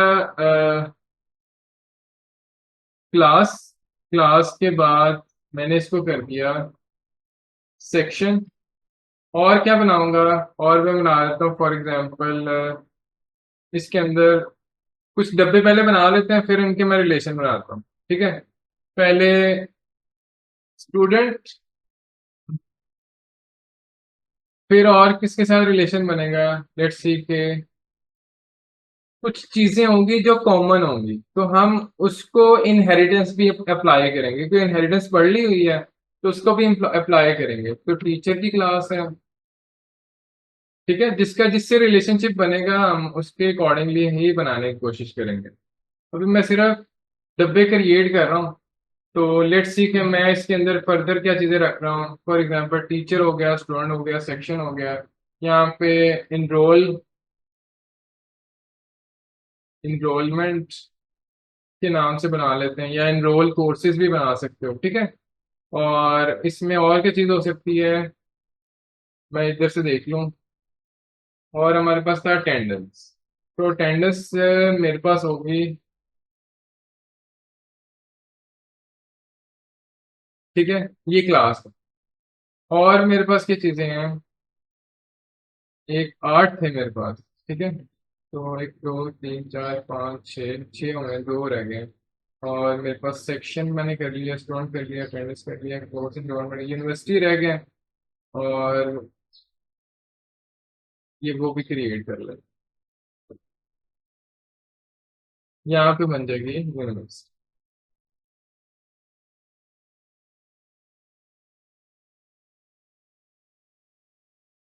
यूनिवर्सिटी भी मेरे पास आ गया। और यहाँ से इसकी मैंने शायद गिनती गलत की हुई है, वो मैं सही कर लेता हूँ। क्लासेस आपकी बन रही हैं 7, और साथ ही मैंने यहाँ पे डब्बे बना दिए। ठीक है, वो काउंटिंग मिस्टेक थी, तो इसको मैंने सही कर दिया। ये मेरे पास कुछ रिलेशन बने। ठीक है, लेट्स सी के इनको ना थोड़ा सा अब रिलेशनशिप के फॉर्म में लिखेंगे कैसे। तो मैं यहाँ पे ना रिलेशन बनाने शुरू करता हूँ। इसको मैं उठाता हूँ यहाँ से और कट करके कहीं पे यहाँ पे रख दूँ। ठीक है, ये इसको मैं यहाँ रख, ठीक है, बाद में चेंज भी करना हो तो प्रॉब्लम ना हो। तो लेट्स से रिलेशन बनाना शुरू करते हैं। सबसे पहले मैं क्या करता हूँ, मेरे पास ना 3 ऐसी क्लासेस हैं। टीचर की क्लास है एक मेरे पास, एक मेरे पास स्टूडेंट की क्लास है। तो लेट्स सी कि मेरे पास ना एक क्लास होनी चाहिए जिसमें एक कॉमन एट्रीब्यूट्स में रख, ठीक है, तो मैं उसे बना लेता हूँ।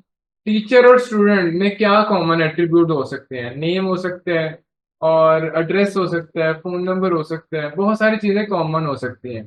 तो मैं क्या करता हूँ, एक क्लास बना लेता हूँ पर्सन की, जिसके अंदर मैं स्टूडेंट और टीचर इन दोनों को उसका मैं चाइल्ड बना दूंगा। ठीक है, तो चाइल्ड क्लासेस में बना देता हूँ। लेट्स सी के मैं क्या करता हूँ, यहाँ से स्टूडेंट इसको उठाया, और यहाँ से मैं सिलेक्ट कर लेता हूँ, ये यहाँ पे रख दो। और उसी तरह मैंने इसको टीचर वाले को भी पिक किया, इसको मैं रख देता हूँ। इन दोनों को क्या करते हैं, इनहेरिटेंस करते हैं। तो लेट्स सी कि मैं इनहेरिटेंस कैसे करूंगा। ये मेरे पास एरो होना चाहिए अप वाला। ठीक है, ये भी अगर हो सकता है आपको समझ आ जाए। वैसे इसका जो एरो होता है ना, मैं डायरेक्टली आपको बताऊंगा तो इसका एरो ऐसा नहीं होता। इसका एरो होता है, आप लगाओगे ब्रैकेट, ये लाइन लगाओगे, और इसके अंदर लगाओगे एरो। और एरो आपका फील्ड होना चाहिए, सही है, फील्ड वाला एरो लगाना है आप। यानी ये मैंने बनाया, उसके बाद मैं क्या करूंगा, इसको इसके साथ जोड़ के ये फील्ड करूंगा। तो हमेशा फील्ड एरो इसका होता है। लेट्स सी के मैंने इसको भी फील्ड कर, इस तरह का एरो बनता है। इनहेरिटेंस हमेशा ऐसे बनती है। ठीक है, तो इसका सिंबल आपको ड्रा डॉट आयो में मिल जाएगा। ठीक है, तो सबसे पहला काम जो आपने करना है, क्लास डायग्राम में आपको बना के दे रहा हूँ, आपने ये क्लास डायग्राम इसकी बनानी है। ठीक है, दूसरा काम आपने ये करना है कि इनरोलमेंट स्टूडेंट्स की हो, तो जो इनरोलमेंट होगी उसका स्टेटस आपने बाय डिफॉल्ट पेंडिंग रखना है। बाय डिफॉल्ट जो है ना आप एक कंस्ट्रक्टर बनाते हैं ना, उसमें उसका ना कंस्ट्रक्टर में रखना पेंडिंग। और जब वो टीचर के देखेगा ना तो टीचर के पास सारे स्टूडेंट शो हो रहे हों, तो वो क्या करेगा, उन इनरोलमेंट्स को अप्रूव, उनका स्टेटस चेंज करेगा, अप्रूव करेगा उन्हें। ठीक है, तो टीचर का काम होगा अप्रूव करना, टीचर एज एडवाइजर भी काम कर रहा है। ठीक है, तो इस तरह इसका सिंबल होता है सही वाला, यानी होलो नहीं होता, अंदर से वो फील्ड होता है, जो फील्ड होता है, और एरो हमेशा पेरेंट की तरफ होता है। इस तरह से आप पूरी इसकी डायग्राम बना दो। लेट्स सी कि अगली हमारे पास रिलेशन क्या बनेगा, उस पे आते हैं। तो मेरा जो कोर्स है ना, कोर्स का सेक्शन के साथ रिलेशन बनेगा। ठीक है, तो यहाँ पे अगर मैं बात करूं तो इसको उठा के ना कोर्स को मैं ले आता हूँ, यहाँ से यहाँ लेकर आते हैं इसको, और सेक्शन सेक्शन को मैं रखता हूँ यहाँ पर। लेट्स सी कि सेक्शन का किससे रिलेशन होगा और कोर्स का किसके साथ रिलेशन होगा, इस पे बात कर लेते हैं। तो जो सेक्शन है ना, एक सेक्शन के, एक कोर्स के मल्टीपल सेक्शन हो सकते हैं। ठीक है, या फिर इसका रिलेशन आप ये बना सकते हो, कोर्स हैज अ सेक्शन या सेक्शन हैज अ कोर्स। ठीक है, तो इस तरह दोनों टू वे रिलेशनशिप आप बना सकते हो। तो इसकी क्या हो रही है, एसोसिएशन। एक सेक्शन, जो सेक्शन है वो किस पे डिपेंडेंट होगा, यहाँ पे कंपोजिशन होगी या एग्रीगेशन होगी, जरा इस पे बात कर लेते हैं। तो एक सेक्शन जो है, अगर मैं बताऊं तो क्या वो फुली डिपेंडेंट होगा कोर्स के ऊपर। अगर हम कोर्स की क्लास डिलीट कर देते हैं, ठीक है, और कोर्स कह रहा हूँ सेक्शन का कोई सेक्शन डिलीट हो जाता है, तो क्या कोर्स को कोई फर्क पड़ेगा? तो उसको कोई फर्क नहीं पड़ेगा। तो एक चीज हमें यहाँ पे समझ आ रही है कि ये एग्रीगेट हो रहा है, सेक्शन और कोर्स का जो आपस में रिलेशनशिप बना होगा ना, कभी भी कोर्स जो है ना वो डिपेंडेंट नहीं होता सेक्शन के ऊपर। हो सकता है एक कोर्स हो, उसके अंदर कोई भी सेक्शन ना हो, एक ही कोर्स ऑफर हुआ, एक ही उसका सेक्शन है। ठीक है, तो वो सेक्शन पे डिपेंडेंट नहीं होता, उसी तरह सेक्शन जो है वो कोर्स पे डिपेंडेंट नहीं होगा, दोनों इंडिपेंडेंट एंटिटीज की तरह काम करेंगे। तो यहाँ हम अगर बात करें तो एग्रीगेशन हम यहाँ पे करेंगे। तो एग्रीगेशन क्या सिंबल होता है भाई, यहाँ पे हम इसको एरो करेंगे, और यहाँ पे हम डायमंड लगाएंगे। और डायमंड कौन सा होगा, होलो वाला डायमंड। ठीक है, कुछ इस तरह से हमारा डायमंड बन, इसमें फिल नहीं करना है, ये एग्रीगेट हो रहा है। तो यहां से एक चीज समझ आए कि course has section, course has section. तो ये इसका रिलेशनशिप हो गया। इसका relationship is are person, teacher is a person, student is a person. ठीक है, तो कुछ इस तरह से। अब यहाँ पे बात करें कि टीचर और सेक्शन का आपस में क्या रिलेशन होगा। टीचर और स्टूडेंट का क्या टीचर का कोर्स से रिलेशन होना चाहिए या सेक्शन से होना चाहिए? तो टीचर जो है ना ऐसा तो नहीं होगा कि वो कोर्स पढ़ा रहा है, क्योंकि एक एक कोर्स के मल्टीपल सेक्शन है, W9 है, W7 है, 1 है, 2 है, 3 है, 4 है, मल्टीपल सेक्शन। तो कौन सा टीचर कितने सेक्शन पढ़ा रहा है, मल्टीपल भी पढ़ा सकता है। फिलहाल मैं 1 to 1 ही करना चाह रहा हूँ। तो एक टीचर जो है ना कम से कम मिनिमम एक सेक्शन तो पढ़ा ही रहा है। तो वो जो सेक्शन पढ़ा रहा है ना उसके साथ उसका रिलेशन क्या बनेगा, तो सेक्शन जो है वो टीच कर रहा है, टीचर। तो सेक्शन हैज अ टीचर, किसी भी सेक्शन के अंदर कोई ना कोई टीचर जरूर होगा, या ऐसे कहें associate with the teacher, section associate with the teacher, आप इसे इस तरह भी देख सकते हो। क्या कोई टीचर जो है वो जो है उसका रिलेशन कैसे बनेगा, क्या इसकी कंपोजिशन होगी या एग्रीगेशन होगी? तो अगर टीचर छोड़ के जाएगा ना तो वो सेक्शन भी खत्म हो जाएगा। तो यहाँ पे जो रिलेशन बनेगा ना वो कंपोजिशन टाइप बनेगा। उसकी रीजन, क्योंकि वो ना सेक्शन जो है ना वो डायरेक्टली एसोसिएट हो जाता है विद द टीचर। तो यहाँ पे ना टोटली डिपेंडेंट होता है टीचर के ऊपर। अब बिना टीचर के सेक्शन क्रिएट ही नहीं कर सकते। यानी एक सेक्शन मैंने बना दिया और वो कोई भी टीचर मैंने असाइन ही नहीं किया, तो फिर वो सेक्शन बनाने का फायदा क्या? कोई ना कोई तो उस सेक्शन में टीच करेगा ना। तो इसका जो रिलेशन बनेगा वो जो चीज दूसरे पे टोटली डिपेंडेंट हो ना, तो हमेशा उसका कंपोजिशन बन जाता है रिलेशन। ठीक है, तो यहाँ पे एक चीज समझ आई कि हमें ना यहाँ पे रिलेशन जो बनाना है वो हो जाएगा कंपोज करेगा। ठीक है, और ये टोटली फिल्ड हो जाएगा। इसको मैं पूरी तरह से फिल्ड कर दूं। ठीक है, ये कंपोजिशन हो रही है और वो हमारे पास एग्रीगेशन हो रही है। तो यहाँ पे मैं लिखूं, तो टीचर जो है, सेक्शन हैज अ टीचर, यूं करके आप रिलेशन बना दो। तो हैज अ रिलेशनशिप जो होगा वो एसोसिएशन होता है, और ये एग्रीगेशन हो रहा है और ये कंपोजिशन हो रहा है। लेट्स सी कि इससे आगे देखते हैं। तो हमारे पास है अटेंडेंस। इनरोलमेंट की पहले बात कर लेते हैं। इनरोलमेंट जो होगी वो सेक्शन की इनरोलमेंट होगी या फिर आपकी कोर्स की इनरोलमेंट होगी। ठीक है, तो यहाँ पे बात करें तो सेक्शन की इनरोलमेंट नहीं होती, कोर्स की इनरोलमेंट होती है। ठीक है, तो मैं जरा इन चीजों को भी साइड पे करके जरा डायग्राम अपनी कंप्लीट कर लेता हूँ। तो मेरी जो डायग्राम बनेगी वो कुछ इस तरह से बनेगी कि इनरोलमेंट जो है ना, ये वाली जो क्लास है, इसका रिलेशन किससे बनेगा? इसका रिलेशन दो लोगों से बनेगा। इनरोलमेंट में दो चीजों से कंपोज होती है, दो चीजों से कंपोज होती है, एग्रीगेट नहीं हो रही है। ठीक है, ये एग्रीगेशन नहीं होगी। उसकी रीजन, क्योंकि इनरोलमेंट जो है ना वो टोटली डिपेंडेंट है दो एंटिटीज के ऊपर, एक स्टूडेंट के ऊपर, एक कोर्स के ऊपर। अगर कोई भी चीज ना हो, जैसे स्टूडेंट हो, कोर्स ना हो, तो क्या एनरोलमेंट हो सकती है? अकेला स्टूडेंट कुछ भी नहीं कर सकता है, इसलिए उससे दूसरी एंटिटी जो है वो रिक्वायर्ड है। तो कोर्स और स्टूडेंट दोनों रिक्वायर्ड है, इसलिए इसका जो रिलेशनशिप बनेगा ना, वो स्टूडेंट से भी बनेगा और टीचर से भी बनेगा। टीचर कह रहा हूँ, कोर्स से भी बनेगा, स्टूडेंट और कोर्स दोनों से बनेगा। तो इनरोलमेंट हमेशा इस तरह से होगी, स्टूडेंट किस कोर्स में इनरोल हो रहा है। सही है, तो हमें इसका रिलेशन दोनों से करें। तो यहाँ पे मैं से कहूंगा कि इसकी जो एनरोलमेंट होगी वो हैज अ रिलेशनशिप होगी, हैज अ रिलेशनशिप, और कंपोजिशन हो रही है। यहाँ पे कंपोजिशन हो रही है, मैं अभी वो एरो भी लगा देता हूँ। डायमंड, जैसे मैं डायमंड लगाऊंगा इस बार कुछ ऐसे, और इसे फिल्ड कर दूं। इसको मैंने यहाँ से फिल्ड कर दिया, पूरी तरह से ये फिल्ड होना चाहिए। ठीक है, उसी तरह डायमंड यहाँ पे भी हम अप्लाई कर देंगे।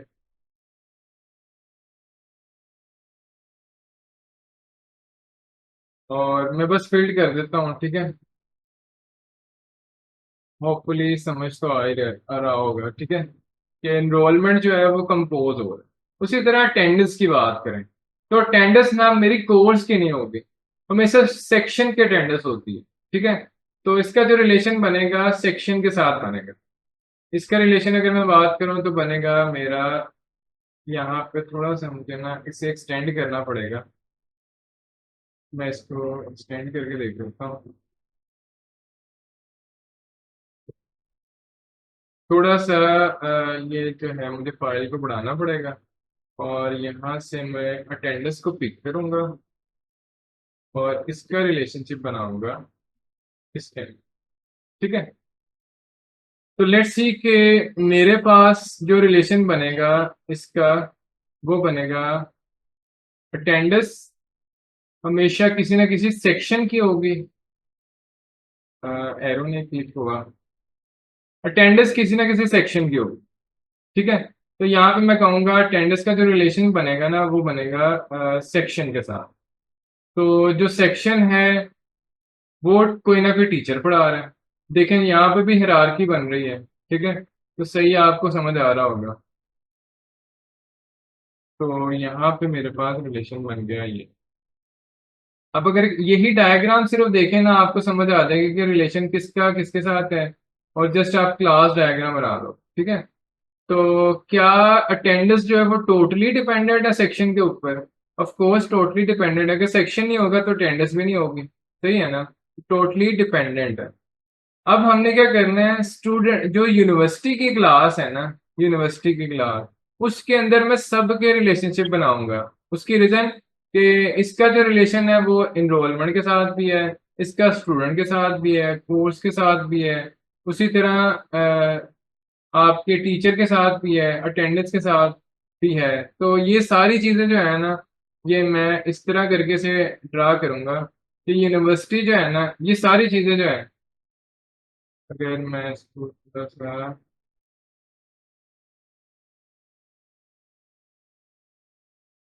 अब सही आएगा। तो ये सारी चीजें जो हैं, ये पूरा सिस्टम किस में आता है, किसी ना किसी यूनिवर्सिटी में आता है। तो इस तरह करके इसकी मैं क्लास डायग्राम कंप्लीट करूँ। ठीक है, ये सारी जो यूनिवर्सिटी का पार्ट है। तो अभी हमने जो इनरोलमेंट सिस्टम देखा ना, तो पूरा अटेंडेंस सिस्टम, मैनेजमेंट सिस्टम कुछ ऐसा नजर आएगा हम। ठीक है, जिसमें हमारे पास क्लास होंगी, एक क्लास होगी पर्सन की, पर्सन के बाद स्टूडेंट की, टीचर की, इनरोलमेंट की, कोर्सेज की, सेक्शन की, अटेंडेंस की। और इन सब को मैनेज कर रहा है यूनिवर्सिटी का ये जो सेक्शन। ठीक है, तो आप इस तरह करके पूरे का पूरी डायग्राम क्रिएट कर दोगे। लेट्स सी कि मेरी ये क्लास डायग्राम बन गई, और क्लासेस के एट्रीब्यूट्स भी मैंने बना दिए। ये दोनों फाइलें मैं आपको दे दूंगा। ठीक है, तो उसके बाद हमने क्या करना है, पीपीटी में वापस आते हैं। तो आपने क्या करना है, सबसे पहले क्या करना है, फ्रंट एंड पे काम करना है। तो मैं फ्रंट एंड में सबसे पहले साइन अप बनाऊंगा। स्टूडेंट का साइन अप नहीं बनाना, आपने दो साइन अप पे काम करना है। वो दो साइन अप कौन कौन कौन से हैं, फ्रंट एंड के अंदर ना आपने दो चीजों पे काम करना है। लेट्स सी के एक आपके पास होगी, इसको मैं सेव कर लेता हूँ। ये मेरे पास क्लास और एट्रीब्यूट्स हैं, क्लास प्लस एट्रीब्यूट्स, यही मैं आपको शेयर कर दूँ। तो इसको सेव कर लेते हैं। मैं एक नई क्रिएट करता हूँ। तो इसमें हमने क्या करना है, जो फ्रंट एंड, फ्रंट एंड क्या होगा, सबसे पहले जो साइन अप फॉर्म होंगे ना, वो मेरे पास बनेंगे। एक तो टीचर के लिए, ठीक है, और फिर लॉगिन। लॉगिन जो है उसमें एक एडमिन तो आपका जरूरी होता है ना, एडमिन हर सिस्टम में होना चाहिए और होता है। और टीचर दूसरा मेरे पास यूजर होगा। मेरे पास दो तरह के यूजर है, टीचर का साइन अप होगा लेकिन एडमिन का साइन अप नहीं होगा। इसका आप जस्ट हार्ड कोड चेक कर दो। ठीक है, तो पिछला कोड भी आपके पास, पिछली एप्लीकेशन जो हमने बनाई थी पॉइंट ऑफ सेल, उसका कोड भी आपके पास अवेलेबल है। आप वो कोड भी यूज करना चाहो कर सकते हो, इंटरफेसेस यूज करना चाहो कर सकते हो, खुद के बनाना चाहो वो भी कर सकते हो। ठीक है, तो थोड़ा सा डिफ्रेंशिएट करिएगा इसको। तो आपने क्या करना है, इसका साइन अप लॉग इन दो चीजें ये बनानी है। दूसरी चीज ये करनी है कि आपने कोर्सेस क्रिएट करने हैं। ठीक है, तो उसके लिए आपको यूनिवर्सिटी की क्लास बनानी पड़ेगी और कोर्सेज की अरे लिस्ट बनानी पड़ेगी। तो उसमें हम क्या करेंगे, ऐड कोर्स। ऐड कोर्स की फीचर उसमें होना चाहिए। तो मैं यहाँ पे बता दूं, back and plus front end. Back and और फ्रंट एंड के अंदर आपने क्या काम करना, पहला फीचर हमारे पास है साइन अप, दूसरा फीचर है लॉग इन, तीसरा फीचर है ऐड कोर्स। ठीक है, चौथा फीचर है स्टूडेंट एडमिशन। ठीक है, तो स्टूडेंट एडमिशन जब तक नहीं होगा ना, तब तक कोर्स को इनरोल नहीं कर सकता। पांचवा फीचर है कोर्स इनरोलमेंट। तो आपने बस इतना काम करना है। ठीक है, क्या हो, कोर्सेज ऐड हो जाएं, कोर्सेज डिलीट हो सकें, आपके अपडेट हो सकें, कोर्सेज सर्च कर सकूं मैं। वो जो क्रड पूरा होता है आपने वो बनाना है। ठीक है, इसे कहते हैं क्रड, CRUD। सी का मतलब होगा क्रिएट यानी ऐड, और या इंसर्ट। रीड का मतलब होता है आप सर्च कर रहे हो या फेच कर रहे हो। यू का मतलब होता है अपडेट, और इसका मतलब है डिलीट। तो आपने इसका कोर्सेज का क्रेडिट बनाना है, नंबर एक।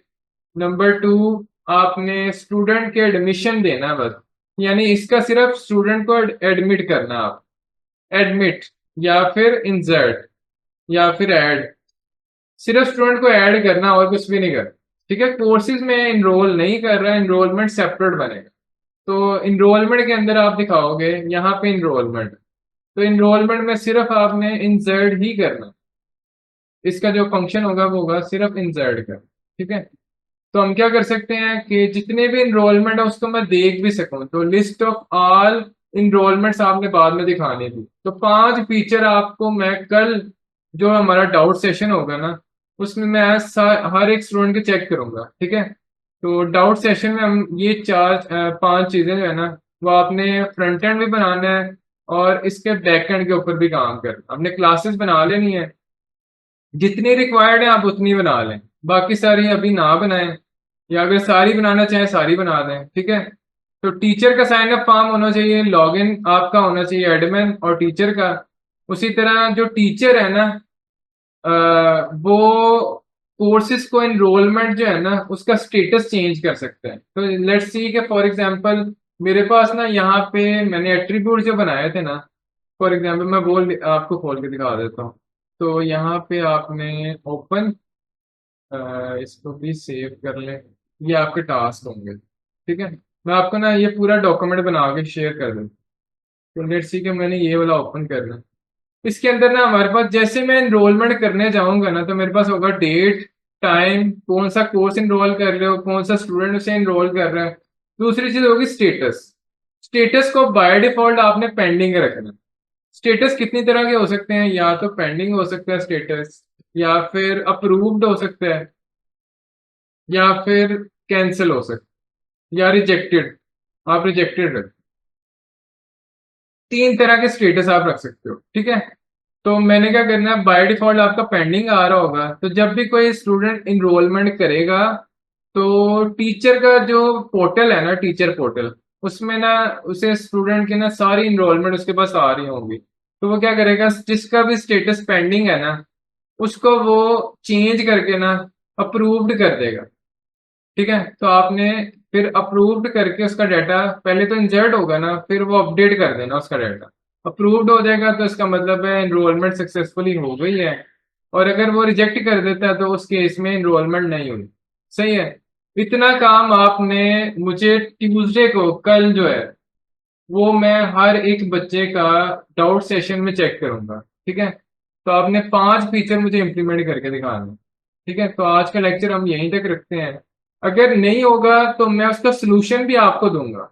अब ये सारे काम मैं आपके सामने करके दिखाऊंगा, ठीक है। ऐसा नहीं कि मैं आपको देके बस खुद कुछ भी नहीं करूंगा, मैं उसका सोल्यूशन भी दूंगा। उसकी रीजन कि अगर आपको अभी क्योंकि हम बिगिनर्स हैं, कुछ चीजें हमें नहीं समझ आ रही होंगी। तो जो चीजें नहीं समझ आ रही, ताकि हमें देख के ना हम ये ना करें कि उनको छोड़ते जाएं और आगे चले जाएं। हम पुरानी चीजें जो नहीं समझ आ रही हैं उसको पहले कवर करें, फिर आगे जाएं, ताकि हमें आगे जाने का फायदा हो। तो मैं हर एक चीज जो है उसका पहले सोल्यूशन आपको दूंगा। आप सबका चेक करने के बाद मैं एक छोटी सी वीडियो में उसका सोल्यूशन भी आपको दे दूंगा, या आप लाइव भी आ जाऊंगा आपके पास, ठीक है। उसमें हम सारा डिस्कशन कर लेंगे।